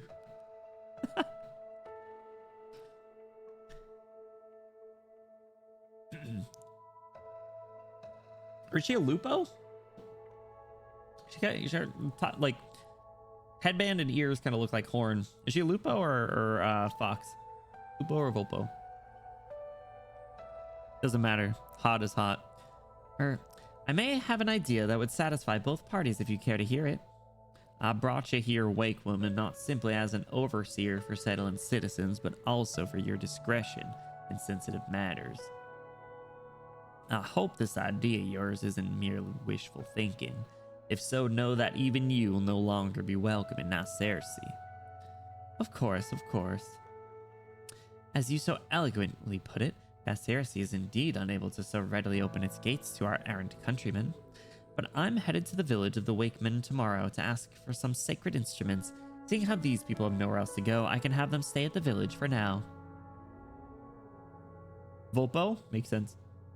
Savra wearing a wig. Ah. Damn. She can wake me up? True. She can wake me up every day. Wakeman. Isn't that some sort of code name plucked straight from the old legends? The Wake Woman. The Woke Woman? My people have been relegated to song and story for many, many years, true. Those of us who live around the ruins rarely ever leave. I'm just an oddball. And you're a cute oddball. Which is why I can promise you that, well, no word of the Red Dragon will leave the village. I really want to trust you, but are you really one of them, the Wakemen? Moran. Before my great-grandma passed, she asked for a traditional burial held by a Wakeman. Our family searched all over the best we could, but never found one. All we could do was pass it off as the ramblings of a dying woman. She was a woman with her head on straight, not the type to mix things up with legends. If she said something's real, it's as real as can be. Besides, I've heard many stories about your kind. I'm willing to trust you. And please don't betray that trust, Wake Woman. Do you have a name, Miss Wake Woman? Woke Woman. Tara has beautiful mounds. Whoa! Whoa! Eyes up here! Naturally. All right. What say you, Mr. Brigadier? Go. Yeah, good. Boo, we don't like you. We like the Wake Woman, though. Let's spend time with her. Whoa! Another... Damn! Damn! I want to hang out with the Wake people. The Wake Womens. Send me to the Wake Womens. I'll come back, come back all shriveled up and dried of my nutrients. All the flavors today. So much to choose from. What is she holding? It's like a suitcase or a lantern or something. Seems like a whisperer. Nemos. Who are these people? Oh, her name is Nemos. Nemos. Said, I want to riz up the funeral home attendants. Well, listen. Can you blame me? Sorry for making the trouble for you even after I left. They're Terrans with no place to call home. Nasirsi can't take them in at the moment, so I thought maybe. We made an exception many years ago by not forbidding you from leaving. We have even less reason to admit these strangers we know nothing about. What if we're not here to be admitted to the Wakeman, ma'am? Moran. Damn, sorry. I can't get over her design. Whew. Whew. Goodness. The hand on the hip, the hand on her shoulder, whew. Maybe death's not so bad, fellas. Only one way to get sent to the Wake Woman. Obviously, just because I'm getting old, I'm becoming a more mature person, doesn't mean you get to bully me. Okay? Glasses and streak of silver, yeah. Oof. The sweater. Hags, man, hags. Once when I still dreamt of being a wandering bard, I collected the legends of the Wakemen. I sought out your people and told your tales. But in the end, my dreams of both bardhood and Wakemen were shattered to pieces. Only now, when all I want is to go home, do I run into you. If the legends are true, your people live in ascetic lives. You only come into contact with outsiders to hold funerals, letting the souls of the departed find rest in fire. Correct. Remind me of the they kind of remind me of the people, what I don't remember what they called, the Church of Soul, I think it was, from Fire Force. Like lay people to rest by fire sort of thing. Maybe it's like the one person's like white designed and masked face. Ascetic, Spartan, frugal lifestyle. Playable Moran Bard. I don't think she's making it on the NPC stream, especially not with Nemos here. Priestess. I like Priestess's design. I just don't like her. I'll admit, caught. I like Priestess's design, caught. But I don't like her. I don't fuck with her. We came here with... No, we're just folks from all across Tara seeking refuge. Not one of us is qualified to join you. We're just looking for a place to stay for a day or two. I promise you, we'll follow your laws and customs as best we can. We won't trouble you any more than we already have. Winter's just around the corner too. I'm not sure if you people hold harvest festivals, but if you need any help, please feel free to ask. How'd you pronounce this word before? Samhain. That is the true name of what you call the harvest festival. It would seem you really are different from the city folk. Samhain. That's some bullshit. Yeah, I love this, like, again, like the Celtic mythology symbol here. This design's really cool. I'm suddenly really invested in Wake Women lore. There's some abandoned huts outside the ruins. You may clean them and stay there. Thank you. Or rather, go ride my Thagat. Close enough. I don't care how it's pronounced. there anything else, Nemos? The Dubliners in the city want to hold a victory party to celebrate Tara's liberation. I promised them I'd ask you for some of the sacred instruments. They'd show a Terran unity and represent the importance of tradition to the nation. Just vibe of the sentence. Yeah, honestly. First rule of Celtic, half the letters are fake. The sound almost upon us, we have none to spare. Have you forgotten? But even if we did, we would not give them away. They're only requesting them because of how much they value the old ways. And why is it that not a single denizen of Nassersi has come to request the funeral since the city became independent? We can tell the difference between remembering a name once forgotten and dressing yourself up in a name you've read in a history book. But if you cannot return empty-handed, then take this whistle and go. Bro, not auto mod, crazy. Evil woman, my beloved, I agree. What's up, Teresa? Welcome back. How are you doing? Yeah, Twitch, actually, that's the reason why I had to put a dash in the title, because Twitch was like, whoa, we don't like that title. You can't call women evil on Twitch. You can't say evil women. Even though I was complimenting them because I said they're hot. Just because they're evil doesn't mean that they can't be hot. And just because they're hot doesn't mean that they can't be evil. You say evil men? Absolutely. Of course you can. But if you cannot return empty-handed, then take this whistle and go. This is just an ordinary whistle. It is the highest honor we can give them. They're giving them the equivalent of like an arcade prize for like 10 tickets. They're like, this is the highest honor we can give them. All they had was 10 tickets from the big bass fishing spin game. They fucking suck. Of course they didn't get the jackpot. Gave them socks for Christmas. Is crazy. Kazoo. The Wakemen do not stand with the living, nor do we require their reverence until, of course, they're dead. That is the tradition Dublin should be honoring. But Teresa, how you doing? How was your weekend? Anyway, I'm very invested in Nemos the Wake Womener. Gonna need more of that. EA won before. Title page.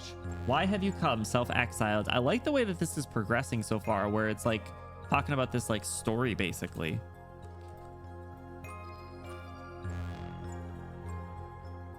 I'd like to award you the highest honor I can bestow. 10-cent whistle. Doing wonderfully. Hope you and everybody doing well. I'm doing great. I'm doing great. Yeah, I'm now a Nemos believer. Wait, Teresa, you're still pretty. Are you pretty like new to the game, right? But did you read through the story?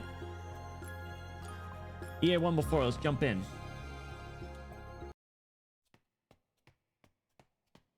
Or am I misremembering? Newsboy's voice. Extra, extra. Read all about it. The Victorians are retreating, not fighting. Tara's gotten back all its territory. All right, I'm sorry. I totally am misremembering. I apologize. I'm glad you enjoyed though. Tara's gone back all its territory. Peace will be restored to all of Tara by sound. Your new right played twice as long as me. Shut up. Shut up. Listen, the last week of Arknight streams was kind of a blur. I'm sorry. BGM is good. It sounds very Skyrim coded.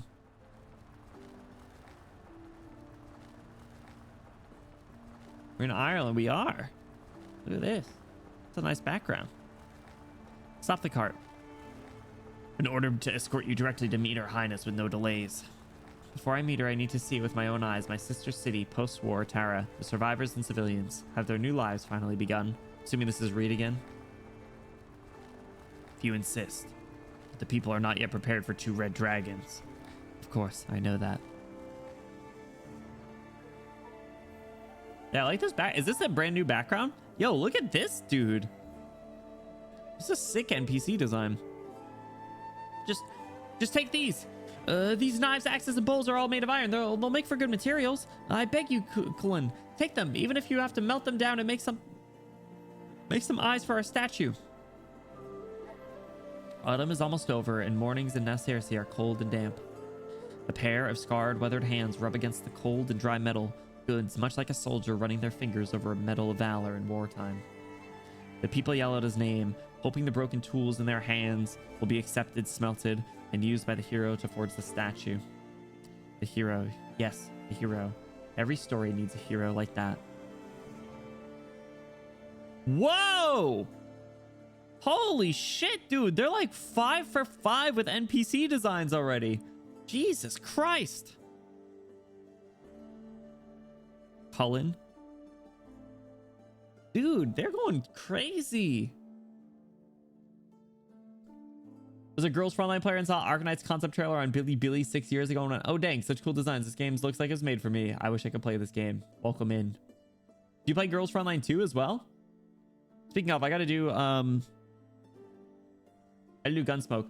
Can Girls Frontline players tell me how I have to do this current Gunsmoke? I want to actually do it. I just autoed the bear one the whole time and I didn't do very good. Should have heard Benny try to say La Breathek. I already forgot what it was. Silly Gaelic. But yeah, I do want to try and manually do the because time. All right, listen. I'm not one to say download gacha games and listen. I'm not one to say download gacha games and spend your time on them, but I will say Girls Frontline, in terms of all the other gacha games I have, is the least time intensive. By like most days, it can take like 5 minutes to go through everything and be done. But I also am very behind on story, so if not counting that, just day-to-day stuff, very easy. All my characters are like max level, max stuff, max weapons, but no pressure. And if you're interested, Teresa, and if you aren't already, be sure to join the Discord, !Discord. You do get about 69% more attractive just by joining. There's a lot of people who will also help you out. This Gunsmoke's basically stack all teammates near each other, have lots of debuff cleanse and enemy buff dispel. I think the last one I did good was the one where it was like on turns 4 and 7 or whatever, you had to like dispel the buff. It was like the first Gunsmoke. That one I actually did pretty good on. Because you guys told me exactly what to do on what turn, and I was like, damn, all right, I can do that. So I'll I don't know, I haven't done good on Gunsmoke in a while. I'm really letting Bloom Platoon kind of down. Theo, come help carry this stuff into the workshop. I mean now, Theo, I'll help you sharpen your knife tonight. Ooh, what a lazy brat. This is what you get for pampering him too much. Bro, you really gonna talk back to this guy? Look at that armband. That thing's hanging on by a thread. No, I mean, it doesn't matter if that boy's around. Just take everything, please. I can't take everything. We all need these tools to get by, and that goes double for your prosthetic leg. I'm standing up fine, aren't I? That wooden leg Nemos made is only temporary. Nemos! Once better craftsmen arrive in town, they can repair your iron one. But you're making a statue to commemorate our victory in the war, one that'll be displayed in the main square during Samhain. Frankly, it'd be an honor for my rusty old leg to be a part of that. No means no.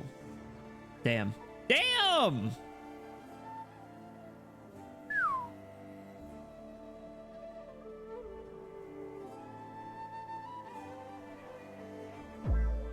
Amen.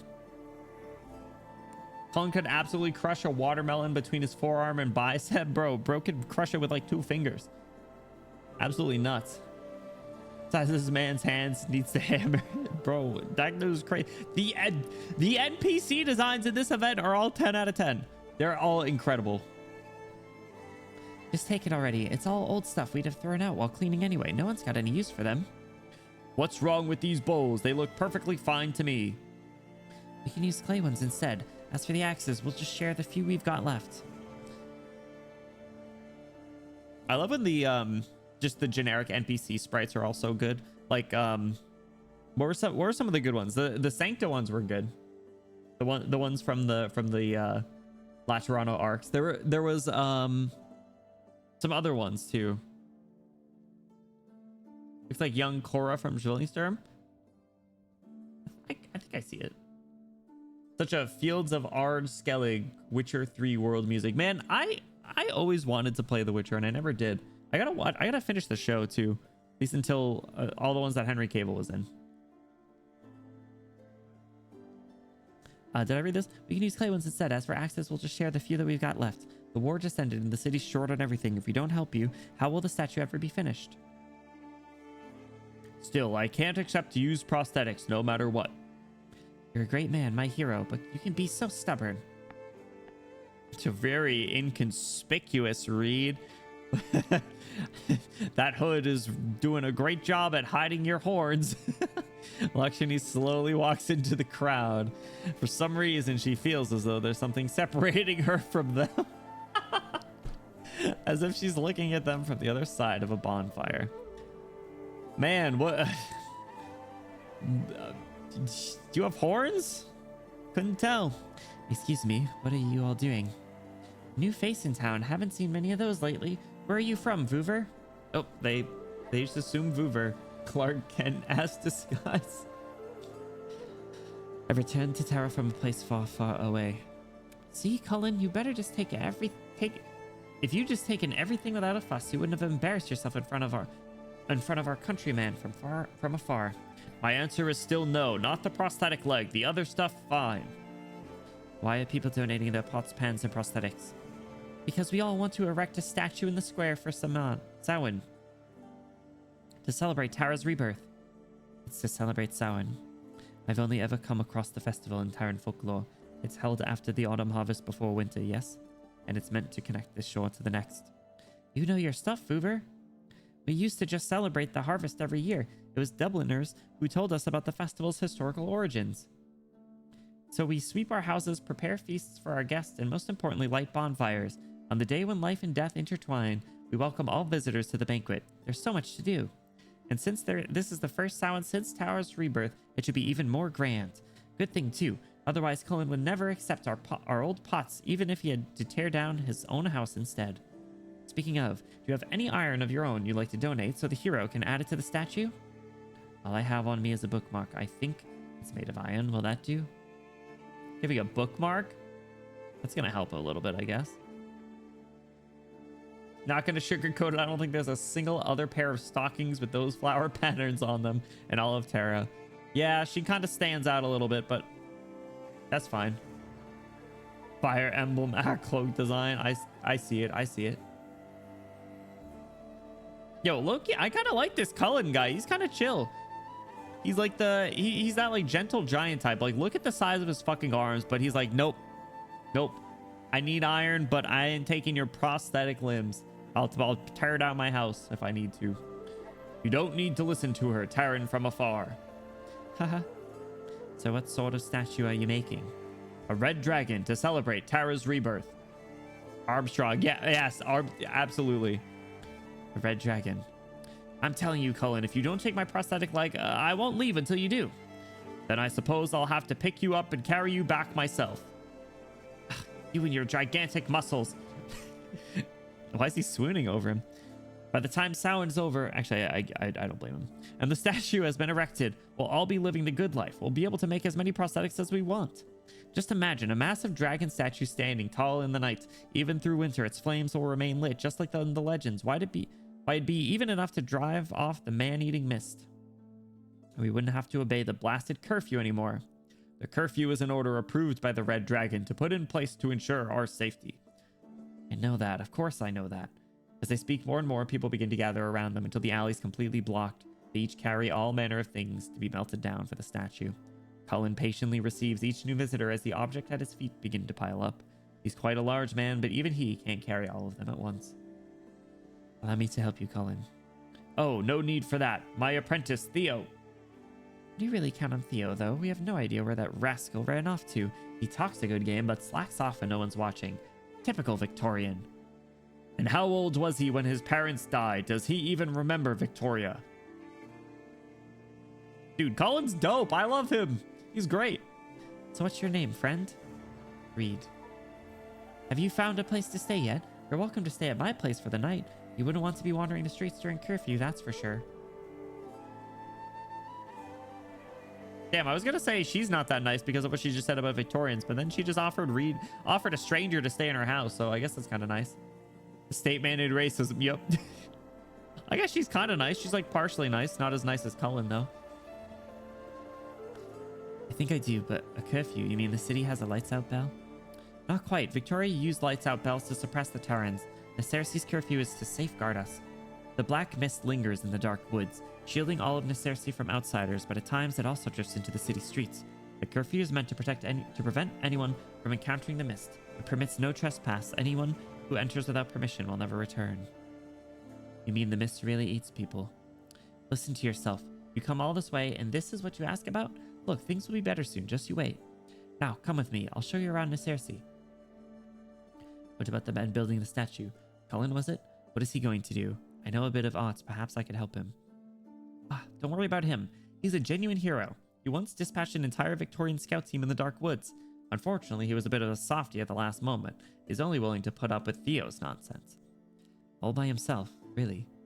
Well, in the woods, the forest has always been on the Terran side. Stop changing the subject, Reed. Just come with me to have some ale and stewed meat. It'll warm you right up. You must know that you've come home at the perfect time. Oh, so that's where we fought, was in the dark woods. Phew, well, at least there are still potatoes in the store. Damn, look at the time, I'm late. Ooh, bro, this guy only has one leg, or like a wobbly leg. Who's the one charging through here like a wrecking ball? Theo. Oh, this is Theo? Wait, this is the kid that's supposed to help carry all the iron and start building a statue? Crazy. Sorry, I'm just in a hurry to get back. I didn't mean to bump into you, sir. Here, let me wipe that off for you. You dare to disrespect me too? What? No, maybe I misspoke. I was just wondering if you needed help. Stay away from me. Is this person just kidding, or... Hey! The man raises his cane and strikes Theo hard in the chest, knocking him away. What the fuck? Alright, so far the two NPC, those two faceless NPCs are just totally two-faced. Cullen's the only chill one. The morning mist has long since gathered in the uneven crevices of the stone pavement, forming murky puddles. Caught off guard, Theo stumbles backwards and falls straight into one. Oh! You Victorian scoundrel, who do you think you are? How dare you offer me charity? Ugh. Put that can away. What's going on here? What's your name? Bridget. The forced character for this event, I'm assuming. Stupid idiot creature. Yay. Doggy. I can't really do a very good Irish accent, I don't think. I don't think I could do a good Irish brogue. I could try. I could try if you'd be willing to hear me. I feel like it might turn a little bit Australian at times, though. So maybe if that's not so bad, we could try that. World's most useless pants. I don't know. I kind of dig it. It looks like there's some easy access to the straps. Are you okay, Theo? I'm fine, Bridget. I'm fine. I crashed into him first. A rootless nomad and a Victorian mongrel couldn't ask for a more perfect pair of lowlives. You're not exactly making your ancestors proud, Bridget. What's that supposed to mean? Forget the Victorian mongrel. What about you? You're descended from the exiled king from the very clan that's supposed to warn the Terrans of impending catastrophes, yet here you are, mingling with the likes of him. She's related to the exiled king? What? Was that a boomerang as a knife? Even during the war, you never cared whether your own people won or lost. You just coldly tossed those battle reports into the citadel, then go door to door delivering those meaningless personal letters. Are you lot even fit to call yourselves Terrans? This guy sucks. Same clan still. That's interesting. So this is the only place you have to go. Why not go back to Cullen? I don't even know what her voice just turned into. I need to wash my clothes first. Should be quick. You don't need to worry about me, Bridget. Of course I'm worried. I came here to see you after all. Almost literally a no true Scotsman fallacy. I don't know what that means. I'm sorry. Dragon and dog love at some point down the line. Hey, yo. How is a place wrecked by war and left to rot any better than Colin's workshop? At least there you'd have the forge keeping you warm and hot meals. No, it's just that I don't want to cause him any more trouble. Please don't tell Cullen about what happened today, okay? I'll be on my way as soon as my clothes dry. I'm not here for him, Theo. I'm here for you. Take you away. She's just got like a few different accents going on. Pay no mind to it. Take me away? A secret place? A sweet escape? Did he say something to you? Just what sort of relationship do you have with him anyway? If I hadn't shown up today, were you going to take the beating without fighting back? My instincts are never wrong. If you stay in the city, they'll just keep finding new ways to push you around. Today, they shoved you into a puddle and beat you with the cane. Tomorrow, who knows? Anyhow, just come with me. I can take you to the plains or anywhere else you fancy, up to you. You and me, we don't belong here, and if you've got nowhere else to go, you can always head to Nemo's place. Old place, and stay with the Wakeman for a while. I do want to see them, after all the stories Nemos has told me. But I can't leave, not unless Cullen asks me to. Nemos has no time to look after him, and the dragon statue isn't finished yet. What would he do if I just up and left? But still, thanks, Bridget. If you say so, then I'll take you back to the city before I leave. No, don't bother. It's cold out, so my clothes won't be dry for a while. I'll go back then. And if all else fails, I can take shelter in that abandoned home. Someone left a quilt and bed sheets there. I've stayed there before. It'll be fine. If you really don't want to come with, well, I suppose it's safer here than risking a trip to another city. So, not even Cullen looks after you all the time, huh? He has more important things to do. I should be making these things easier on him, not giving him something else to worry about. So wait, did Reed really not see what went down right there? Or was there just too many people at that point? Person A, no Scotsman puts sugar on his porridge. Person B, but my uncle Angus is a Scotsman and he puts sugar on his porridge. Person A, but no true Scotsman puts sugar on his porridge. Damn. That was elsewhere?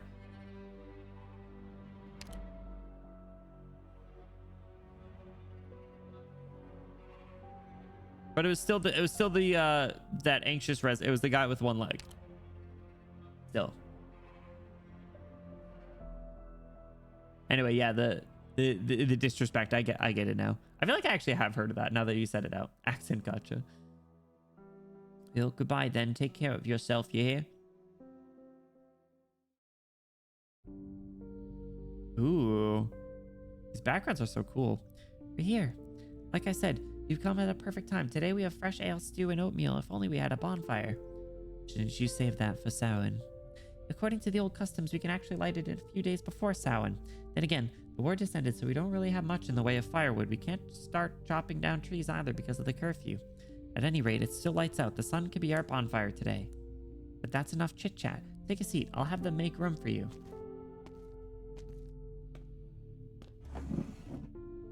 Lakshmi steps forward, and the damp chilly air, each dish in the lavish spread on the table, has the same familiar scent.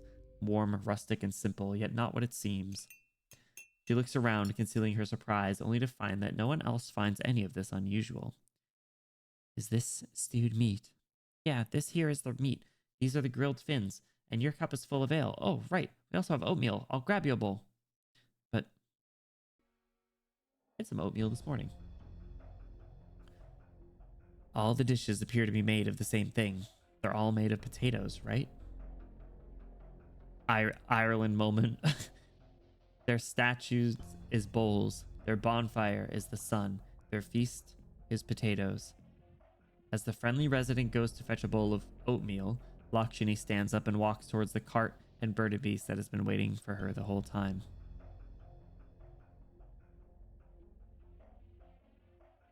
Yeah. Irish famine moment. Oof.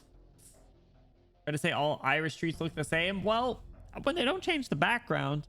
Also, I'm pretty sure they said that Reed had left with the friendly resident, so I guess it makes sense. Thanks, Wikipedia, from making my life providing definitions easier.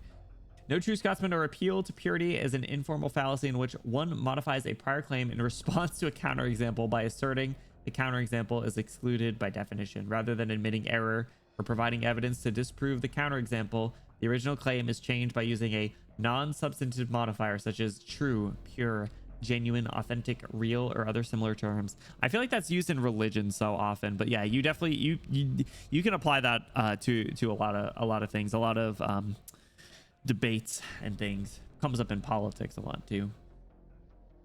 Her Highness will return very soon. Please wait here. Good old Spuds. And this place is Nacersis Citadel. The highest point in the city is just up these steps beside you. This is also where Her Highness lingers most when she's in the city. Glad to see you aren't filling the halls with candlelight, musicians, and lavish feasts. I've already told you the primary reason the city's short on supplies because trades between Victorian towers has not yet fully resumed. We're working as hard as we can to resolve the issue. The residents are very understanding of the situation. They hold nothing but goodwill and genuine love for Terra. Your Highness Iblana. There she is! Wait, she's not holding her little card. Looks like she's missing an arm because of it. Dude, they did just straight up delete her arm. Oh, there it is. It's like behind her coat. No true CC player would use Wishadel. I don't even know if I did, to be honest. No true nationality would vote for a candidate. Yeah, getting a little too real now. Leave us at once. Lakshini. Just what is going on in the city, sister? When was the last time they were reunited? Was it at some point in Firelight? Everyone's celebrating Samhain except there's no harvest, no bonfire, and the feast is nothing but potatoes. If you came here to make me repeat what the Brigadier has already told you, well, I suppose I can play along. I wouldn't want to spoil our long overdue reunion.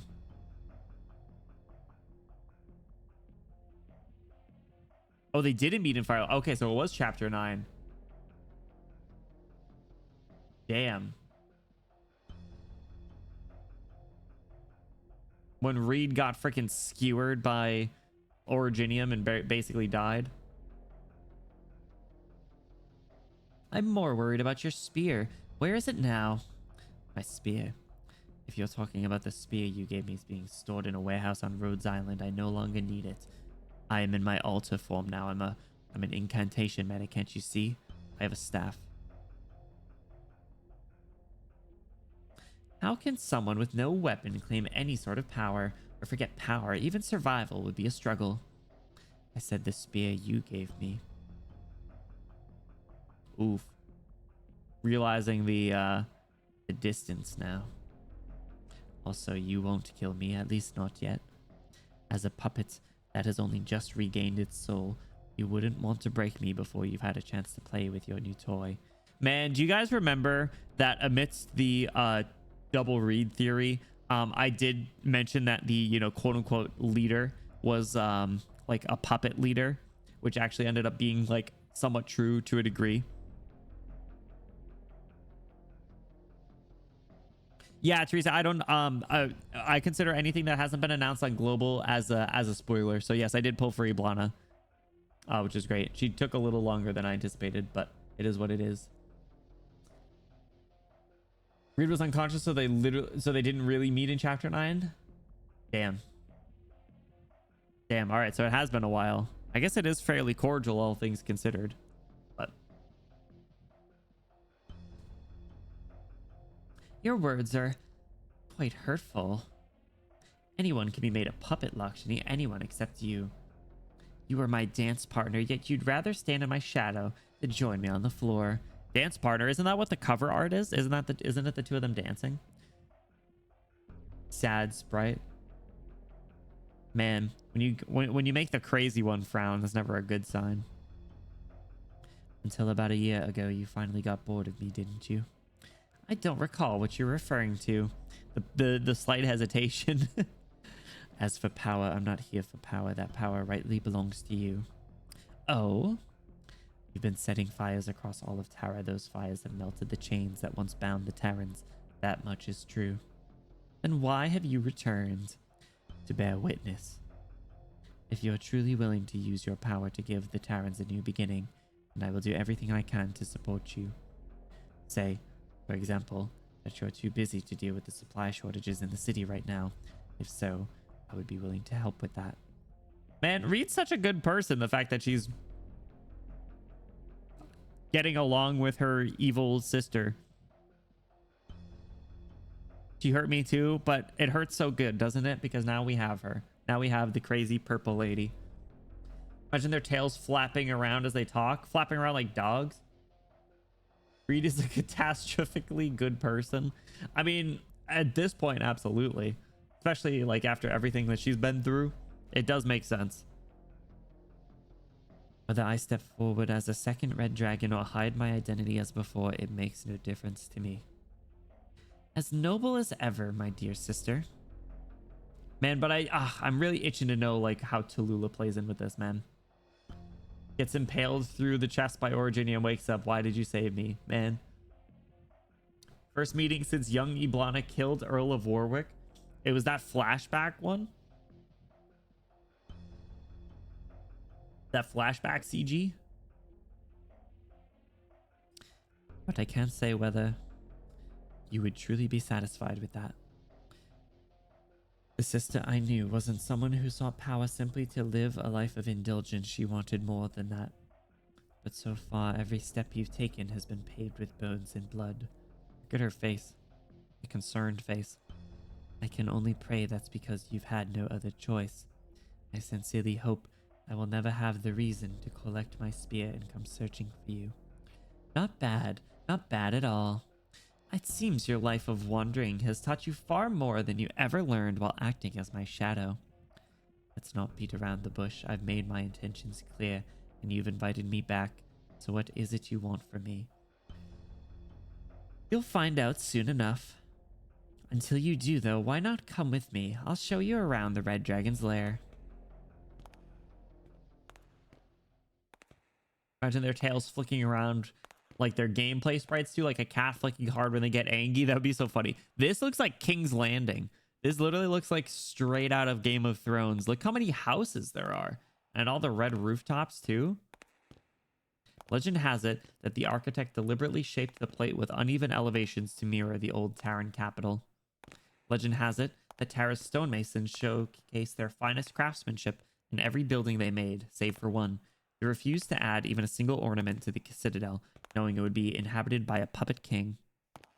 Lakshmi has heard many stories like this, but no story can tell you whether it's itself a true flame or merely a shadow cast on a wall. And so she follows her sister up the steps and looks down at the city with her own eyes. She sees the empty pedestal in the square below. It seems to be waiting for something massive to be placed upon it. Massive.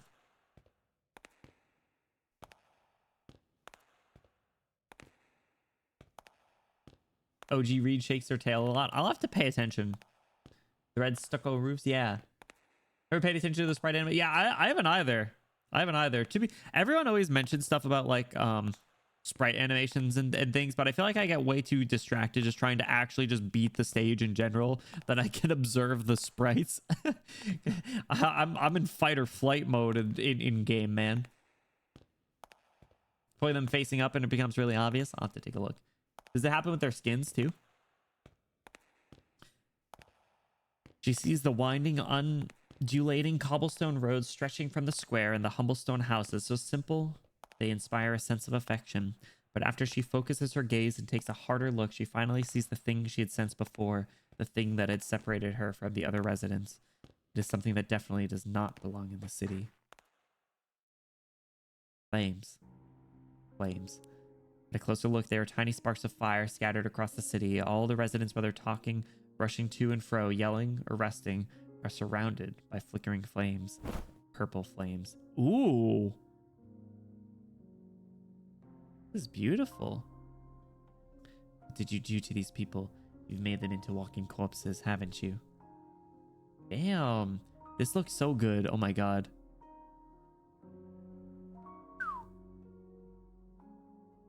I love the just like flatness of it, right? A lot of times you get a lot more depth in CGs. This one just seems like it's like a what's the word I want to use? Like a mural of some kind. Also, her smug smile is great.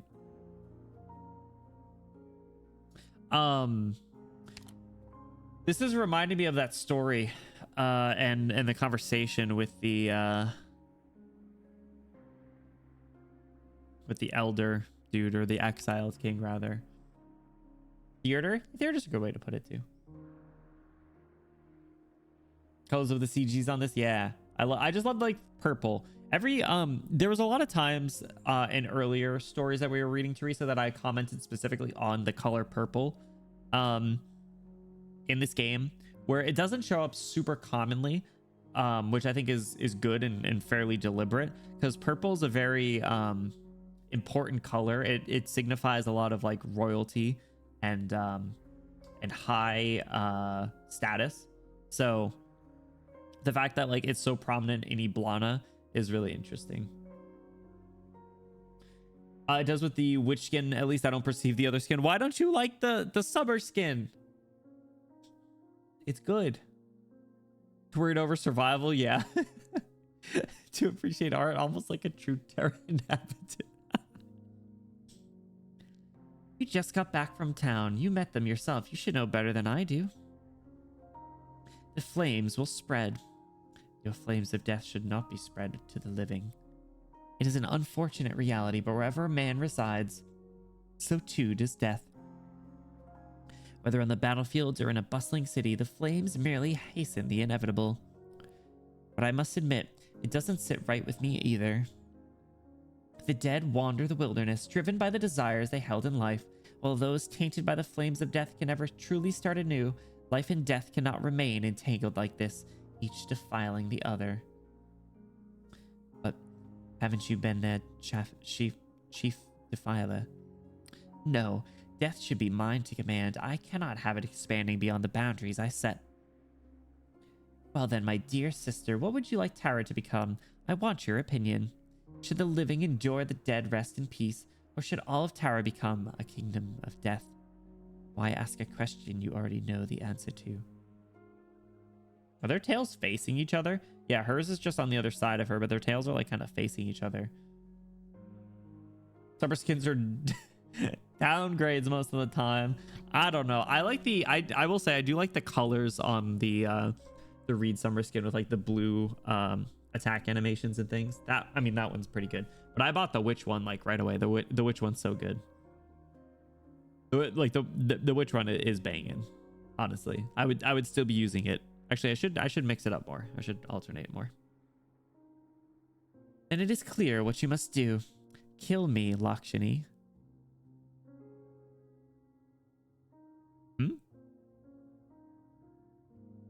Don't do that. What? While you've been trudging through the crowds, I've been busy preparing. The moment the tip of your spear pierces my heart, heralding death's embrace, everything tainted by my deathly flame shall leave this realm along with me. That's the only way to like extinguish them all? Then you will become the first and only true leader Tara has seen in decades. I will not be your shadow anymore, and we red dragons will not be the monsters they claim us to be, slaughtering our own kin in madness.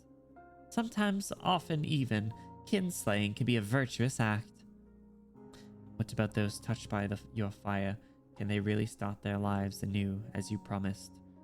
Yo, I would love like an in-depth analysis of Dracos and Arknights compared to like Targaryens in Game of Thrones. I feel like there are a lot of similarities. I feel like just generally speaking, like dragon races in fantasy settings are written quite similarly. A lot of like kinslaying, a lot of generally inbreeding, but a lot of just like, you know, there's some stereotypical like dragon characters, like hot-headed stuff, and then, you know, some more reserved ones on the other end of the spectrum. It's just the hair. I don't like it as much as the witch hair.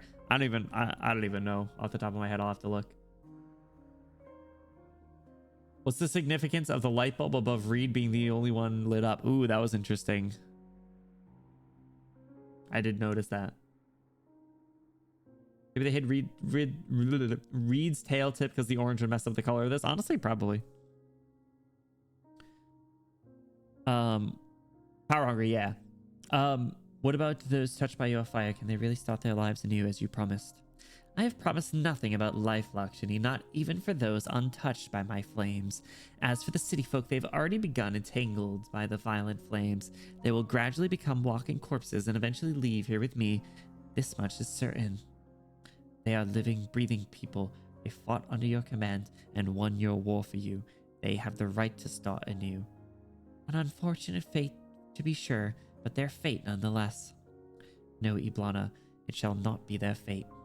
What will you do then? Lakshmi has more to say, but Iblana has already turned around and started walking down the long corridor. Her footsteps are so soft that Lakshmi did not even realize she had left. Oof, weren't you just facing her? After her sister's figure disappears completely into the darkness, Lakshmi turns her gaze back to the city. How she wishes it were all just one of Iblana's tricks, but the flames are real. She clenches her fists, pulls up her hood, and turns to descend the steps. Damn, that was all just the before. Crazy. Angry Reed sprite, yeah. Oh, the way the flame on her chest blazes when she gets really angry. Man, I didn't fully catch that. I'll have to look at that. The purple paint was sticky AF because it made with snails the worst to smell, higher the quality. Oh, you're talking about sorry. I'm sure you know the story of why purple is such a regal color given how many thousands of snails it took to get enough to dye things. Per Jacoby, 12,000 snails yield no more than 1.2 grams of dye, enough only to color the trim of a single garment. Damn. Worse the smell, higher the quality. Ew. But yeah, it's not like a supernatural color. You don't see it too often. Besides some flora. What Reed will do to save the Terran people? Again, find out in the next story node. Maybe, who knows? Going on to EA1 after EA Sports. It's in the game.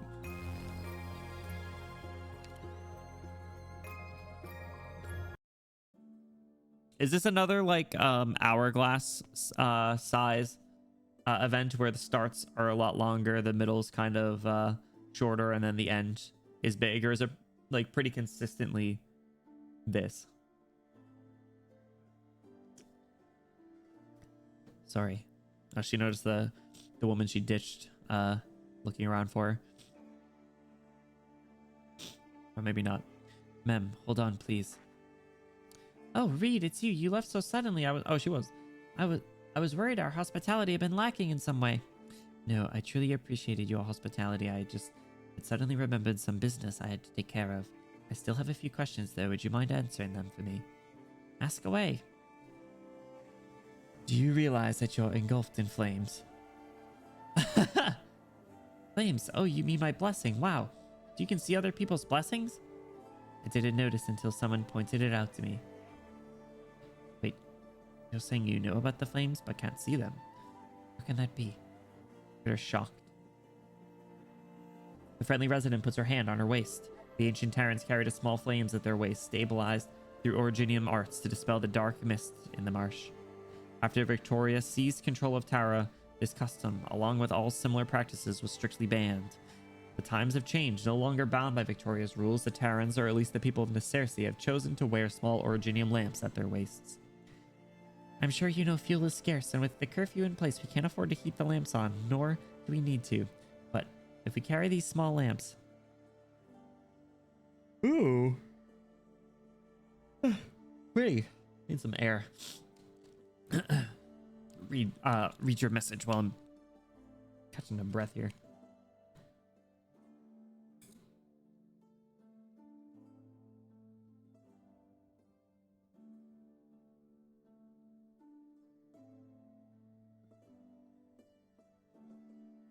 Probably used was to protest to show that what was only for the richest wasn't anymore. Hell yeah.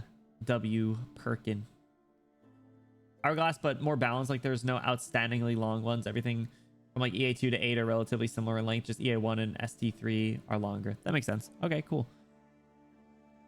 I like the like consistent ones. Like it's nice when they have a lot of story to tell, but like at the same time it's like, man, especially if you're like trying to reach like certain little mini objectives, right? You're like, just one more like just one more game, bro, just one more game. We can't win, or we can't end on a loss, that sort of thing. That's her fire. That's the color of her fire in the lamp. It's really cool. Oh, went out. Now, whenever people turn on their lamps, this is the color they see. Even if they replace the films with different ones, the color remains unchanged. And you're not the least bit worried about this. Well, As you can see, things are on the up and up here in this Circe, and what explanation can there be but the Red Dragon's blessing? But if a reckless returnee tries to warn her that those flames were anything but fortuitous, she would never believe it. Just one more run, bro. I got the boss this time, bro. Just believe me, bro. Lakshmi hopes that perhaps a more direct approach would work. But I wanted to experience the dragon's blessing for myself. May I hold your hand? But you've already entered the city. Everyone who does will receive the blessing sooner or later. Please, it's just a small favor. Well, I suppose it wasn't easy for you to make it all the way back to Terra. Oh, right. What do you do for a living anyway? Some basic medicine along with some healing arts. Nothing to brag about. So you're a doctor then. We're in need of doctors, actually. Come here. Give me your hand. That was a cool little sound effect. Sounded like something in IS3. She tightly clasps the woman's calloused hand, letting the fire spread from her own wrist to Lakshmi's. Thank you. She shuts her eyes. Close your eyes and remember those whose pain you once soothed, those no longer forced to linger in this realm. Go and warm this cold fire. The purple flames gradually fade. Beneath them, a pale face emerges, swaying gently with a friendly smile. So she tries to erase more of the purple flames, but fails to notice when the woman's expression suddenly changes. Uh-oh. So everyone's coming to their senses. They're getting out of this, like, delusional kind of dream space almost. It's going to study, but I'm too invested. Studying's important, especially at the start of a semester. My God, my hand. What did you do to my hand? It's completely numb. What? I can't feel my blessing anymore either. Just what are you doing to me? Let go. Nemos. Welcome back. Brr, brr, brr, brr, brr. Reed. Wake woman. Reed, please let go of this poor lady. Sorry, ma'am. She means no harm. I stake my honor on it. But she said she's a doctor. How could a doctor possibly... Arts-based medicine can sometimes have side effects. Look at your hand. It's perfectly fine now, isn't it? But I still can't feel anything. You'll be fine. The wayward wake woman raises a hand, gently pressing her warm palm to the frightened woman's forehead. It is just a normal, casual gesture, yet the woman gradually calms down. Okay, I believe you. Right. I still have my hand, as well as my blessing. It's almost nightfall. You should head back home. And Reed, you have another banquet to attend, don't you? A banquet? Right, a banquet. So please, allow me to lead the way. Studies forever. I only have 4 more days for the medals. True, get those medals then. Study Dragon Girls. That's a good idea. There you go. I'm sure your teacher or professor would be impressed. Man, Nemos is so fine. Big woman, since you've returned, does that mean Morin and the others have already settled in? That's right. They'll be staying just outside the ruins. They're probably still clearing out the empty houses right about now. It ended up being for the best that they went there, right? Thank you. Don't mention it. By the way, call me Nemos. I hardly do any work as a wake woman these days. All right, Nemos, you mentioned a banquet just now. Who's hosting it? In a few days, Dublin will be hosting a celebratory banquet and all the high-ranking nobles will be in attendance, including Her Highness Iblana. We've been very busy with all the preparations. A celebratory banquet, while the residents are making do with stewed meat and grilled fins made from only potatoes. The design so good, it's crazy. I think like immediately jumping up the NPC jail list, which like I said, I would love to try and do my NPC jail list finally before chapter 15, because I get the feeling that it seems like anniversary and like major story releases are when a lot of NPCs get released from prison. So I would like to do it before then. If we don't make it before chapter 15 stuff's announced on global, we'll just make sure we do it before anniversary. The potato thing started out due to a food shortage, but now they're just used to it. Damn, really is Irish famine. But Dublin is aware of the situation in the city. They're calling it a banquet, but I didn't see any eating or drinking on the itinerary. I'm not trying to cover for anyone, Miss Lakshmi. I truly believe that Dublin wouldn't turn its back on the people of Tara like that. Now, if you'll excuse me, I must be going. She certainly left in a hurry. Look at that little side eye. So if directly removing the violent flames would only cause a panic, what if I were to do it more subtly? Voice from behind. To lunder whatever you want then? Who's there? The noble red dragon turns around and sees the figure engulfed in blazing purple flames. What? No, if the other residents had been merely kissed by the flames, then the person standing before her seems to have been forged from the purple fire itself. The flames don't look harsh, yet they distort the very light around them. Unfortunately, what you want sounds incredibly boring. After all, Tara's flames have already been dyed that color. That's just a fact. You know about the flames? I happened to find out about them, yes. Tell me everything you know. It's extremely important. Why should I?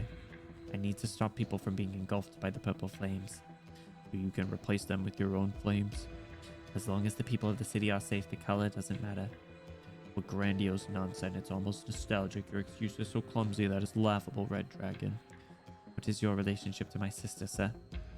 Lakshani takes a step forward while the figure moves backwards, preserving the distance between them. Man's got some crazy shit-eating grins. Dude, he does. He's a really interesting design, though. I really dig it. You think it didn't come into the city? Yeah, that's what I'm saying. Relationship. You, your sister, and I all come from the same cloth. We all crave power, conflict, and bloodshed. We're all itching for what comes next, eager to set the land ablaze. The thing is, this time I'll stay out of it until the lair is consumed by flames. I'll be cheering on both sides. Goodbye. Wait. Creepy. Exiled king. Huh. The red dragon tries to weave the flames of life into a cage, but before it can take shape, a strange figure scatters in the wind, her fire only briefly illuminating his long tail. Then returned to nothingness. Victorian noble building. See, background. Sir. The bureaucrat. Whoa, hold on. Hold on. I thought all these dudes died. I thought Outcast took out all these guys. Are these new ones?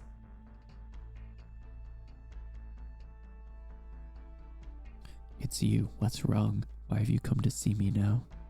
Don't tell me there's another problem with your green shop that I have to deal with. I've never treated you as a subordinate or business partners, understand? I understand. Good. As long as you do, I have another shipment that needs to be escorted out of the city. Leave soon and be back before curfew. We didn't have anyone named the bureaucrat before. I don't remember the titles they had, unfortunately. Only the brigadier. Sir, about that. About what? He kind of looks like Joker persona. About the grain we sent out before. You said it wouldn't affect the city's food supply, but now we're all stuck eating only potatoes. Do you know what it's like in other parts of Terra? They don't even have potatoes. Nasersi's agriculture output is already top tier. We're taking urgent matters to help our countrymen understand. Besides, how much did you earn from just those last 2 carts? Look at it this way. The people of Nasersi aren't starving. At least they've got potatoes to fill their bellies. What's more, it's almost harvest time. There'll be plenty of new grain then. I'm more worried that your tiny shop won't have the throughput to sell it all. Still, I'm not one to force anyone to act against their conscience. If you feel really that bad about it, you can always just transfer your business license to someone else and close your shop. There's a hair on my microphone that was like tickling my lips. But how will I eat then? I told you you're not my subordinate. How is that my problem? All right. Just hand over your business license by the end of the day.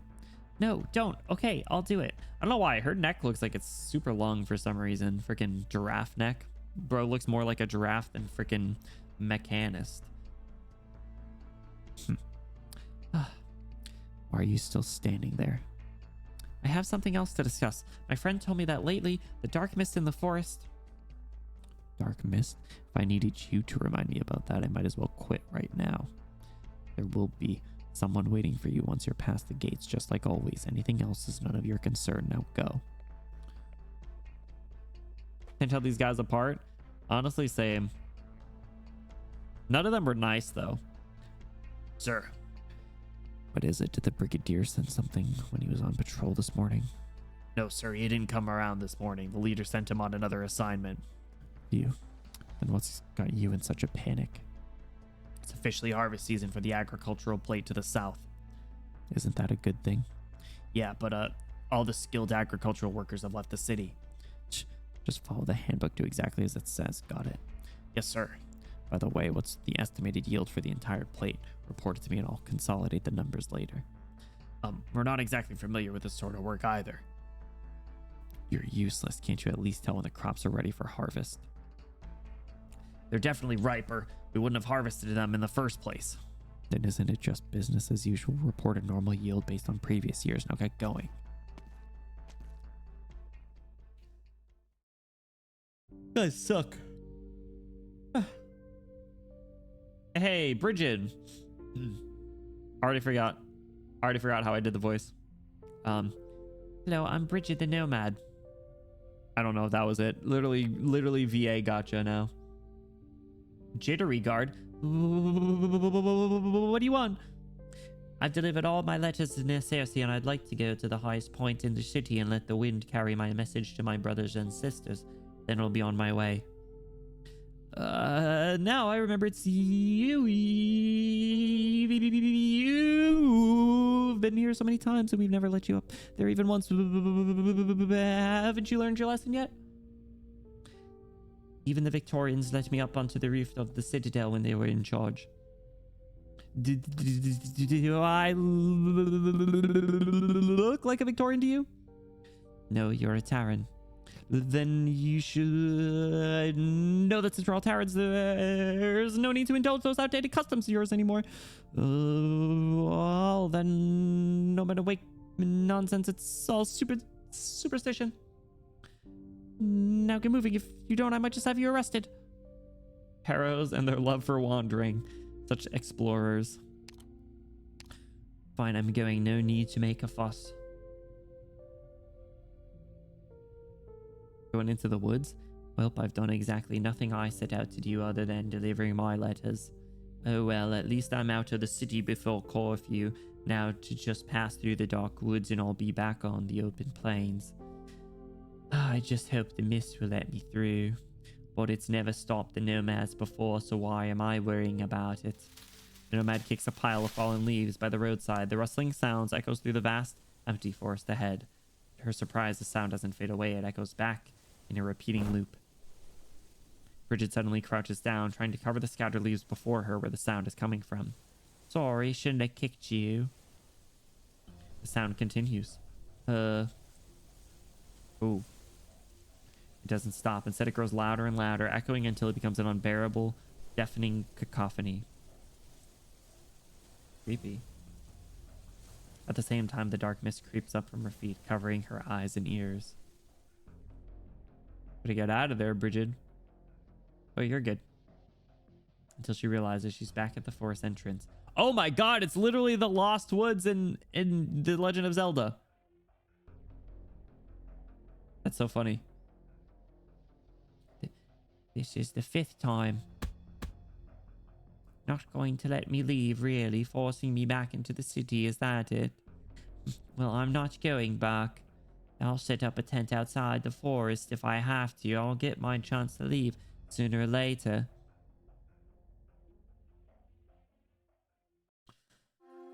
For a second, I thought the shadow of the zipper on top was more of those red tattoos. I thought, how high do those tattoos go?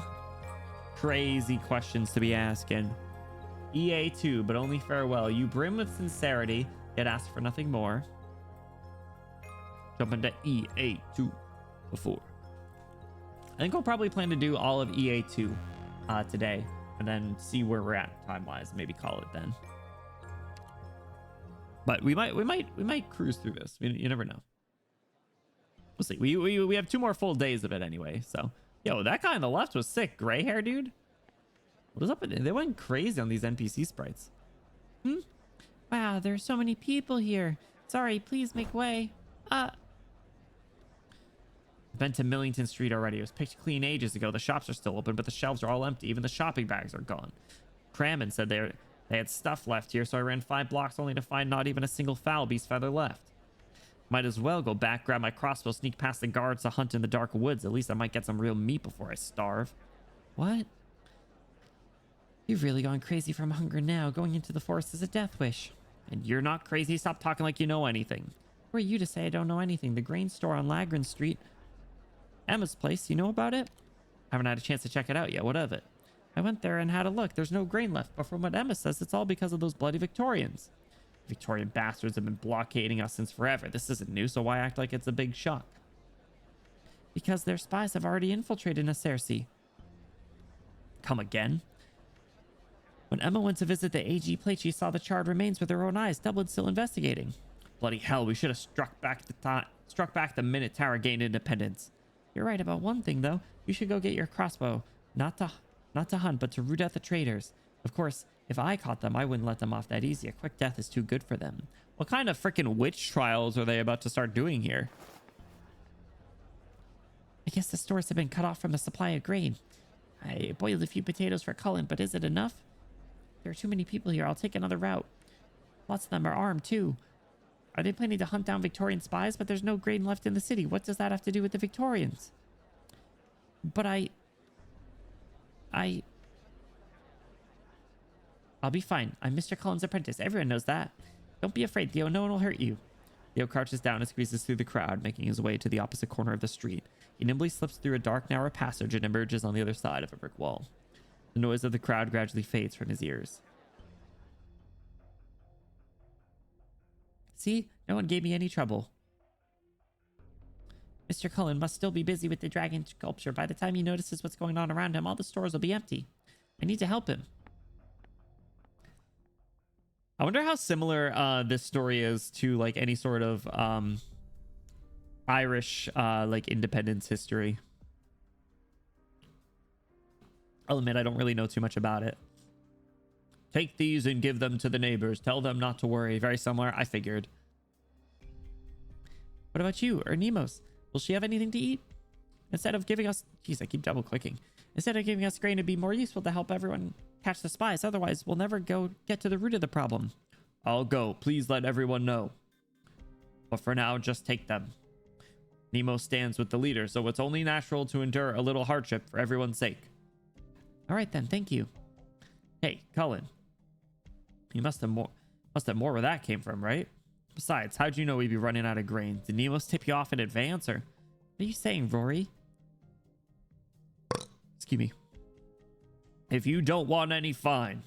How do I know you or Nemos aren't spies? You've been raising that Victorian boy together. Get out. What, did I hit a nerve? Am I right? Are you really... Or you're gonna get a hammer to the face.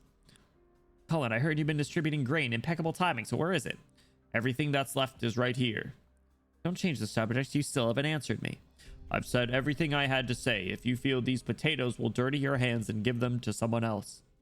Why you? Do you want them or not, Rory? If not, then let me have them. There are plenty of hungry bellies to feed. Don't be ungrateful. Now give them here. Why should I? You don't want them, right? So just give them to me. This one facing this way kind of looks like Shaggy from Scooby-Doo. Fat chance. Oh! Ah! Bro got what was coming for him after he bullied Theo. The potatoes in the bag were very small. None had the usual oval shape. My arm! My god, he's bleeding. How could you turn a blade on a fellow Terran, Rory? He was getting clubbed. Drop the sword. Don't make me use my hammer on you. Bro's about to get the skull cracked. You're the only one we can count on, Cullen. Cullen goaded. Potato crop blighting caused the shortage, and England continued exporting large amounts of food from Ireland during the famine as the people starved. So you can imagine how that did for the Irish-British relations. Yeah, I can see that. That doesn't seem like it'd be very good for them. Something's been off about Rory lately. I'll follow him a bit to check up on him. He's been out of sorts ever since his antique collection got burned in the war. As for his blade, just take it. Don't let him have it back. Cullen, the wound isn't too deep. Come here. I'll stop the bleeding. As far as the grains, I will have Nemos think of a solution when she gets back. I know. I know. You're giving away everything you have. But, you're not as scary as you look. Ow! Don't talk. Save your energy. I might have some cornmeal left at home. Let me check. You can have it. Then I'll walk you home. This dude's so nice. He better not betray me. He better not turn on me. I'm putting a lot of trust into him. Cullen, are you and Theo doing all right? Why is there blood in here? Rory lost control and slashed someone. Where's Theo? He left a while ago for... Damn it. You... Forget it. No one could have foreseen things getting so bad so quickly. How are things in the city? Rumors are spreading everywhere that the Victorians destroyed the ag plate and the Cersei's about to boil over. I know no one dared to go after Theo after you stood up for him, so you felt safe letting him run around, but this time, it's different. I have to go find him. Do you have time for that? Aren't you making that statue? It only needs to be finished before Samhain. There's still a little time left. Damn, Theo's definitely gonna die. Damn it, damn it. I'll worry about Theo. You just focus on your work. Okay. Stormy, what's up? Welcome in. How are you doing? Further already. We're only on EA2, bro. Crazy. But you've at least met Nemos. Isn't she incredible? Office lady. Have you seen Theo? Theo? Where's that boy run off to? Slacking off again, no doubt. Cullen spoils him too much. You really should talk to him about that. Theo, Theo. What trouble has that boy gotten himself into this time? Have you seen Theo? Are you alright? Me? Yeah, I'm fine. Just hungry. So what is it? You say something?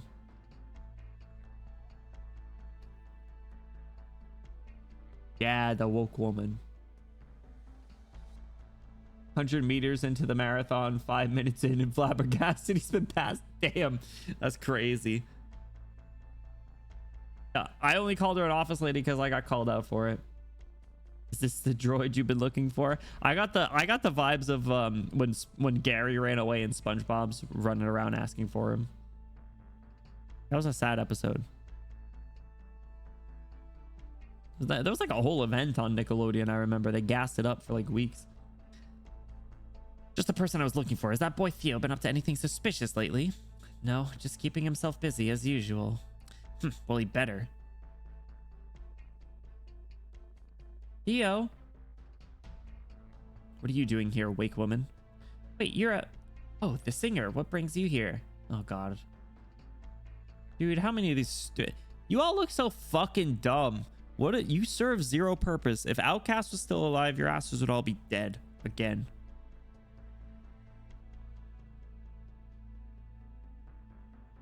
I heard rumors of chaos in the city, so I thought there might be something I could do to help. Alas, there is not. All I've heard is that the supply shortage was caused by Victorian sabotage.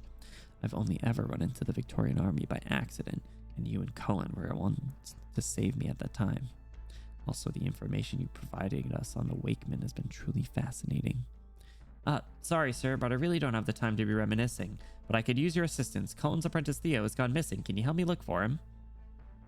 I am unable to help with that. Bro, they fucking do nothing. They are so useless. God. Outcast, come on.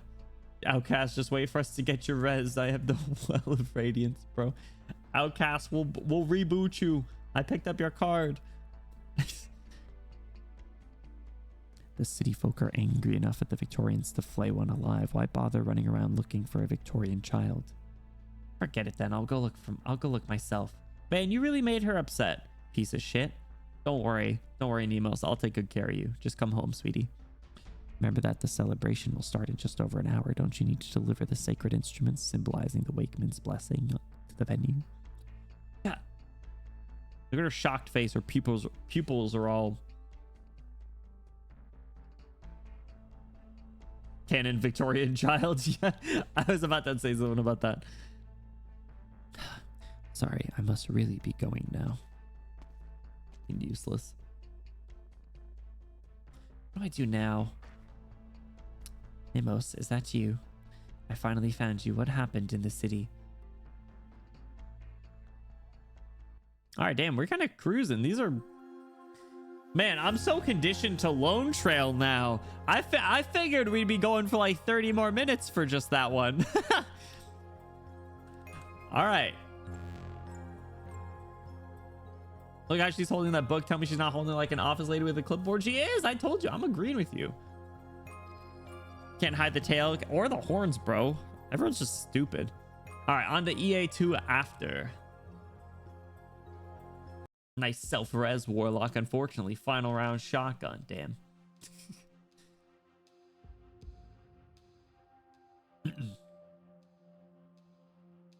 Are she doing all this? I don't know. I don't know if she is hoping for Reed to kill her and take over as the leader. That's what it seems like, at least. But I don't know if it was something where it's more like the damage is already done and like this is the only way out at this point.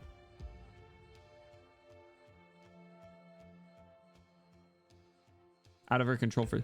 Yeah, so it's kind of the latter that I said then, where it's like it just kind of ended up like that. The damage is already done. I've checked every inhabited street and found no sign of Theo anywhere. All I saw were the flames of the townsfolk growing ever stronger, as if a sudden gale had swept through. I feel like Theo's dead, bro. What's more, everyone just seems used to it at this point. Getting rid of the flames would only terrify them. They'd only have numbness in their body. Does this mean it's too late for the people of Necersi?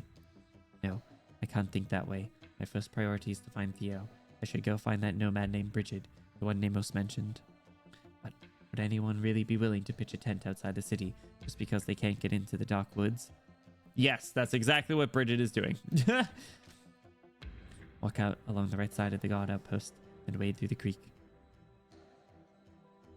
Are you able to walk through water, or would your flames extinguish? Ah, I think this is it. There she is.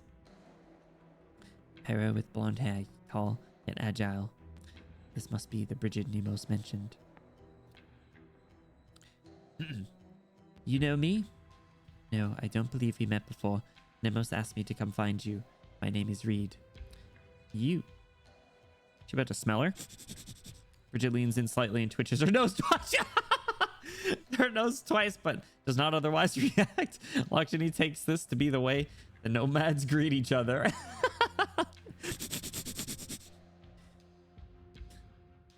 Dog really be being dog. I said that as a joke.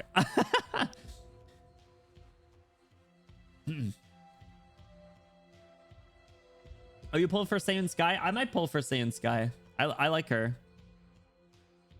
Smart Falcon seems cool. I like her design. How does Reed shower? I need a detailed explanation, HG. Yes, show pictures. I mean, what? Just like Charmander, and she wins against Iblana by turning a cup of water on her. Damn, isn't it like lore like a Charmander dies if his flames go out or something sad?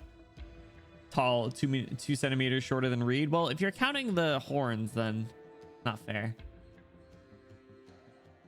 Crazy self-compliment. Damn, she's gotten too cocky. Have to nerf her. Extremely good for front runner parents, bro. I haven't looked up a damn thing about this game. I run my careers on vibes alone. If I had to like min-max it, I don't think it would be as fun. I'm not gonna lie. Retide doesn't count horns. Remember how much taller she is to the top of her head than Bagpipe? Was that in the CG of the two of them? I really don't. I don't remember. It's been a minute. Charmander tail flame dying out would kill it. Yeah. Dude, Pokemon has some really dark lore at times. Like the Drifloon that flies away kidnapping kids. That's a cool one.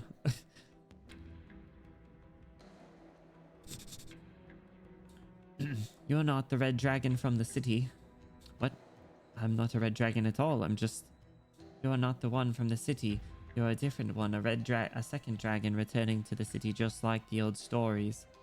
And you can tell with a single sniff.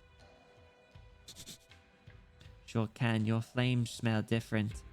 But that's none of my business. What can I do for you, Reed? Theo's gone missing. Nemos told me you might have an idea where he is. I've heard you often chat with him when you're in town. He's missing. He went out this morning and never came home, and the city's in chaos today. We searched all over Necersi, both Nemos and I, but there were no signs of him anywhere. But I saw him just before I left the city. He was doing fine. No, I can't say he was fine. Anyhow, I went to the Citadel after that, then left town. Haven't seen him since. Where the heck could he be? smells the lore relevant. Just the sprites being on screen. Bagpipe was noticeably shorter in the CG when Bagpipe grabbed Reed. She was looking up a fair bit at her. All right, let me look up Bagpipe CGs real quick.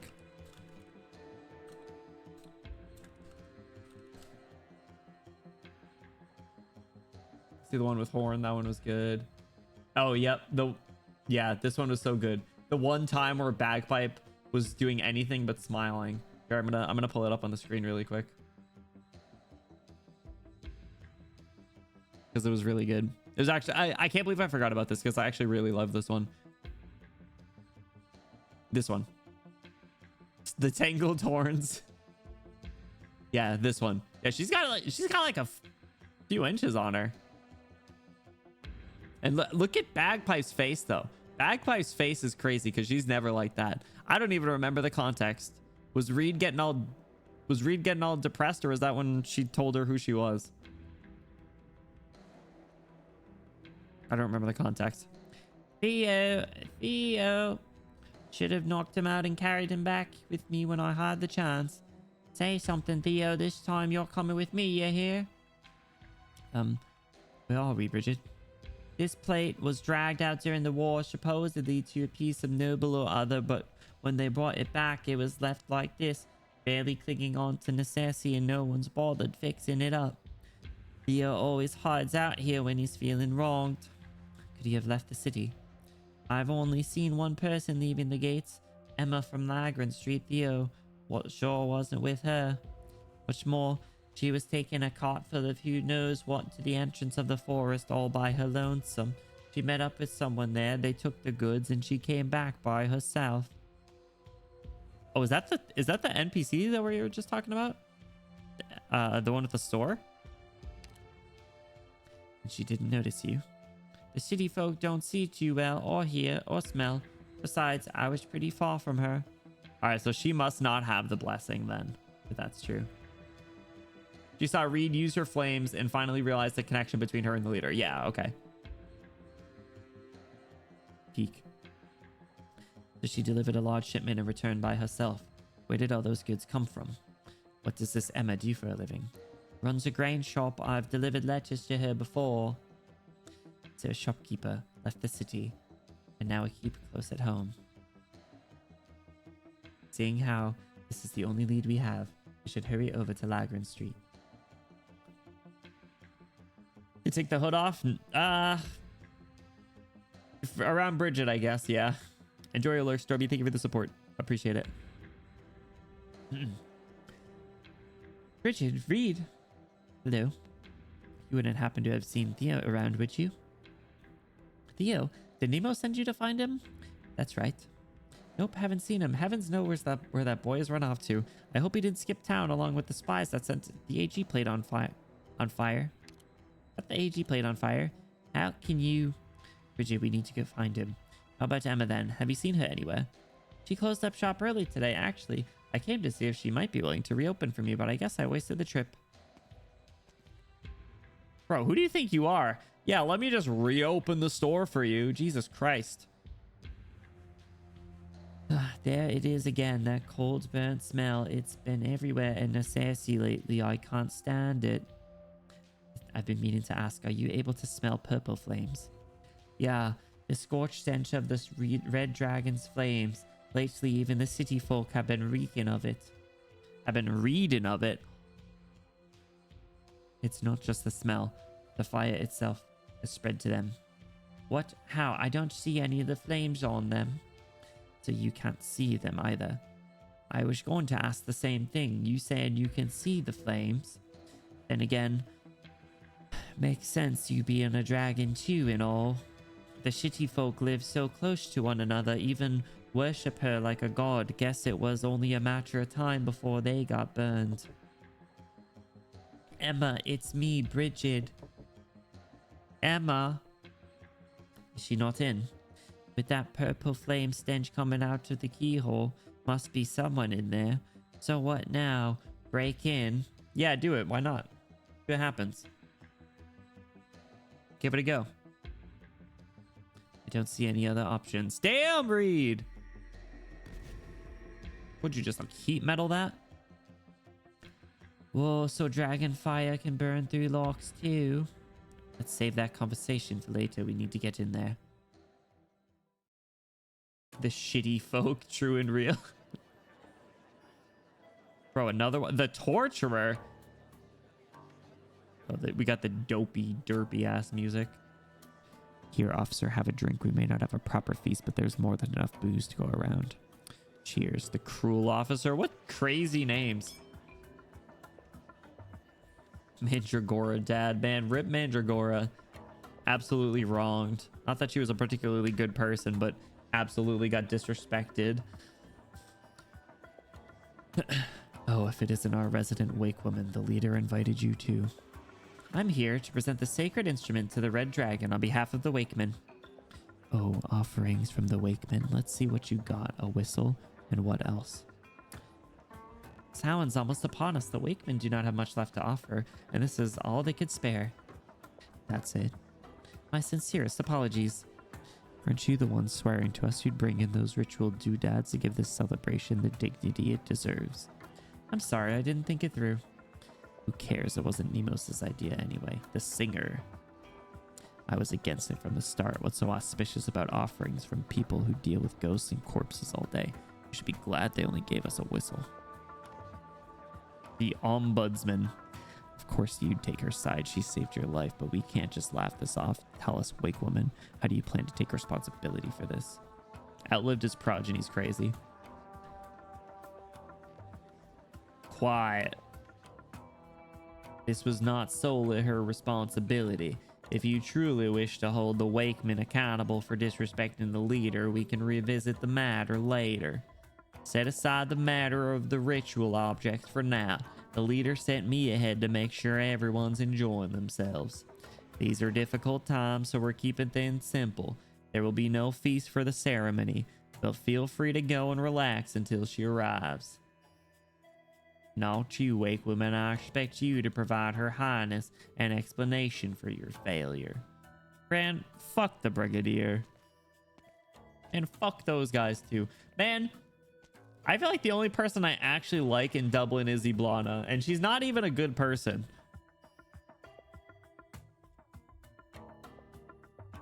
So like, if other people aren't moved by her craziness and hotness, Harmony, I don't like Harmony.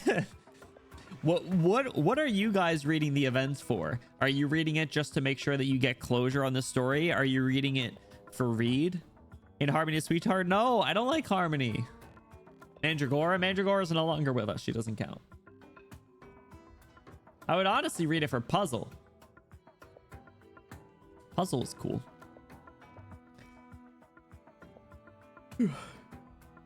Perhaps you could take this chance to curry favor with the other officials. They could put in a good word for you later.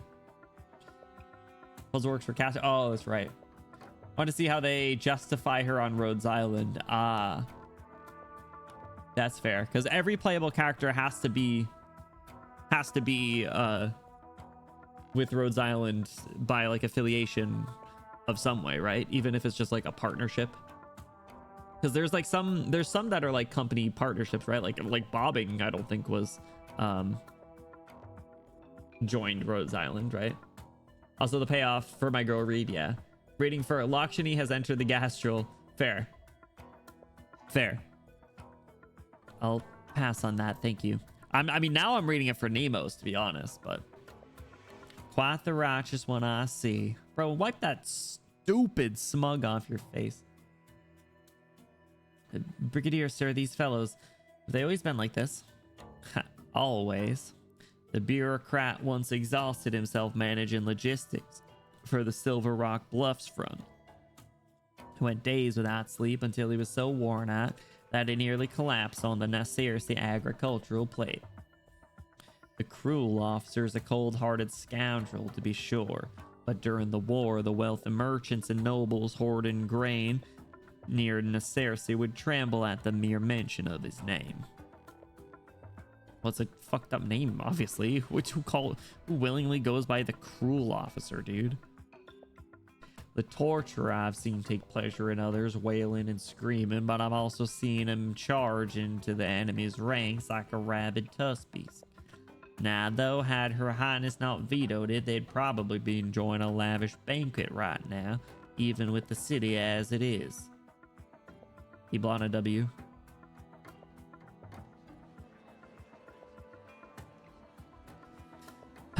Will our dear brigadier ever remove that stick from his ass? You look like you're in a bit of a mood too, bureaucrat. What's wrong? What's wrong is that the city's almost out of grain and I'm responsible. Honestly, he's the only one whose design I kind of like. I like his hairstyle and like the more subtle mask. It looks more normal than the goofy ass ones, but I still don't like him. Like this one, just what's the point of this? It's not even complete. It looks half broken. It looks like it looks like you tripped and fell on your face and then you just had to put it back on because they didn't have a replacement. Ombudsman, I don't even know what that means. Well, what can you do? It was a poor harvest. Besides, didn't I tell you to pin it on the Victorians? That Emma girl said exactly what you told her to. The townsfolk took the bait, so what's the problem? Even if there is a famine, these people treat the leader like a god. They never turn on us, never. Or are you afraid Emma will spill the beans? No, she's been on edge since she's got back, but she follows instructions to the letter. I'm not worried about that. What worries me is the merchant who met with her. There's been no word from him. Normally we'd have heard something by this morning. So there's a little delay. What's the big deal? What are you two muttering about over there? You're just the same as the other guy, but backwards. And you have this stupid, like, bob cut. Ombudsman handle and resolve complaints. But how's he resolving them, you know? You like dragons? This is why I do be reading. Valid. End up invested in the characters like Nemo's. Yeah, see, Nemo's supremacy, bro. She's going up on NPC jail. Absolutely. Oh, we were discussing that hero, Kulin. Oh, what about him? At the time, he told us he took out the whole squad of Victorian scouts in the dark woods by himself, 4 or 5 men, by using the terrain to his advantage. Said there was one child left behind, but he couldn't bring himself to finish the job. Sound about right. But think about it. Why would a scout squad bring a child with them? Ooh. Identifying systemic issues that lead to poor service and violation of rights. That's what the ombudsman do? Is that what he does, though? I don't like him. Unless he's the only good one. Huh, the Wake women already explained that. The scouts had taken hostages a group of merchants who'd traveled between Terra and Victoria and forced them to guide them through the forest. Sure, I buy that there's a caravan, but the scouts? I don't know about that. I don't know if he does anything. I don't know if any of them do anything. I don't even know why they're back. It's crazy. Back to the story. But the scouts, I don't know about that. His throat getting dry, the writer grabs his mug only to find it devoid of beer. I'll go get you some more. I feel like Mysterious Women has to be read, but I know they're gonna wait until the end to, like, quote unquote reveal it. The mysterious woman stands up and heads to the bar. The writer leans back in his chair.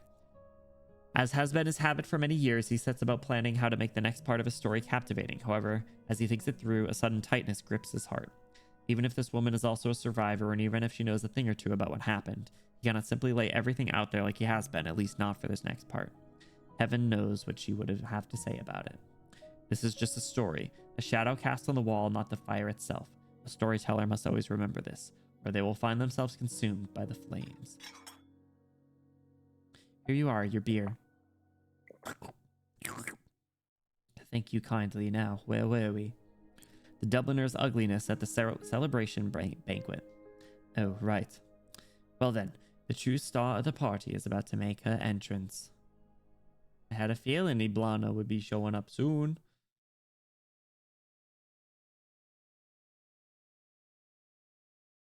The true star of the party is about to make her entrance, but until then, Dublin's ugly visage will remain so hideous that no one can face it directly. Really cool looking background, though. It looked actually really... I think it looked better in, like, black and white, to be honest. I thought it looked really, like, Twilight Zone-y. Well, what is it? There's something crawling on my head.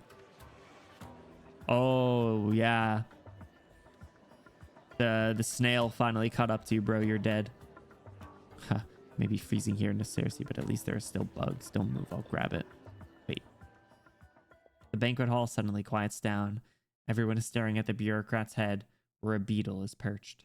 A solid gold beetle. One of those decorations fell down. Go on, put it back. The officer removes the gold beetle from the bureaucrat's head and places it in his palm. The bureaucrat lets out a sigh of relief. He's about to place the beetle back on its original spot when it flutters its diamond-encrusted wings, flies a short distance towards the door, and lands in the center of the hall. Ayo. Takes a few steps forward, and the beetle, as if tempting him, crawls a little further ahead. Such enthusiasm, Mr. Bureaucrat. Your Highness. I just wanted to catch this stray beetle for you. Of course. Why would I blame you for that? Oh, all right then.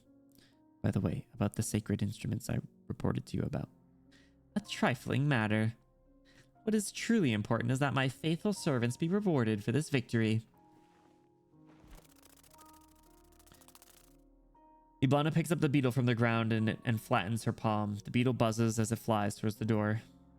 Ladies and gentlemen, we are in the very hall where the treasures of the ancient King Gale were once displayed. The furnishings had all been looted by the Victorians as they are wont to do, but we have finally returned most of them to their rightful places. That beetle you were just chasing was awarded personally to a capable official. He was praised for his tireless work in gathering every last grain of harvest and storing it in the treasury. And now, you are worthy of the same. Without you, our army would likely have collapsed from hunger 100 times over. Go, chase it down, for it is yours. As long as it is willing to land on you, you will always have the right to collect our grain. Yes, thank you. Now then. Iblana scans the room. Some stare intently at the bureaucrat's back, wondering what rewards they will receive, while others cannot help but glance at the other treasures in the room. The sword that enforces the law, the cloud beast that listens to appeals, the knot that records history, the crystal teardrops that symbolize compassion. Again, the Arknights rule of fours. Once you notice that they start listing things in fours, you never unsee it. It seems none of you can stand to wait any longer. How about this then? Everyone, feel free to take whatever in this room you desire. They're gonna start looting, bro. Go look like Black Friday over here. In an instant, it is as if all the treasures come to life, moving on their own. Toy Story? The Cloud Beast statue starts running. The crystals start rolling. The knot begins to twist, and even the ceremonial sword studded with the Sargonian jewels breaks free from its stand, hopping comically towards the door. Yo, my servants, these are my rewards for your loyalty. Damn, she looks so good here. It is unclear who takes the first step, but once he does, the tide is unstoppable. The crowd chases after the treasures, surging out of the banquet hall. Ooh, these guys, I agree. Stupid. Beauty and the Beast, but it's reading. Oh, Beauty and the Beast. That's a good one. Yeah. All right. I think that is where we're going to call it today, though. Read the Beauty. Yeah, honestly, I'm not even be rude to call her the Beast. Did you see that CG at the start? She was very pretty. Iblana's hot, though. So, you guys, I think that is where we're going to call it today. But we will be back tomorrow and the day after to continue the story. I don't know pace-wise how we're doing. I don't know if it seems like we're at a pretty good pace or if we might end up a little bleeding into next week. But we have 3, 4, 5, 6 story, 7, 8 story. So we'll see. They're not terribly long. The first ones were pretty long. So I think tomorrow we'll probably try and get through like to ST2 maybe. That'll be the goal. To be like either through it or right before it. So we'll see. But yes, you guys, thank you so much for hanging out. I really appreciate it. Whether you're lurking, chatting here the whole time, you're part of the time. Thank you for the support. Like I said, just we'll be back tomorrow. Little ones are pretty consistently short. Yeah, no worries. No worries then. Short like half of Lone Tree. Yeah, that at this point, that's short. So does it think Clappy's an emo? Clappy's good. Clappy's great. I don't know. I think Mika added Clappy, but I dig it. Yeah. All right. You guys, we're going to be hopping into a raid, so I do ask don't go anywhere. If you're unable to circle with the stream, if you guys can hop on the raid to show some support, I'd appreciate it. I know that they'll appreciate it as well. Let's see who's streaming on this Sunday evening. How about, let's see, why don't we raid and everybody playing Hollow Knight, either Hollow Knight or Hollow Knight Silk Song, Hollow Knight or Hollow Knight Silk Song. Why don't we raid Cloudy, who's playing Hollow Knight? We never get a chance to raid Cloudy. She's always live before us generally, so we also did see you soon to end the long story notes. We might be on pace. Good, let's go. Hell yeah. Thank you for stream. Thank you for hanging out, guys. I appreciate it. It was very fun. Hashtag you, Benny, rated if you're sub. Throw your favorite Benny emote in there at the end. If you're not sub, no worries. Throw your favorite emote in there at the end. Make it look cool. Make it look fun. We're going to show support to Cloudy. Cloudy's a good friend of the kingdom. Toad, I hope you've been doing well. I appreciate your support. Cloudy's playing some Hollow Knight, some original Hollow Knight, it looks like.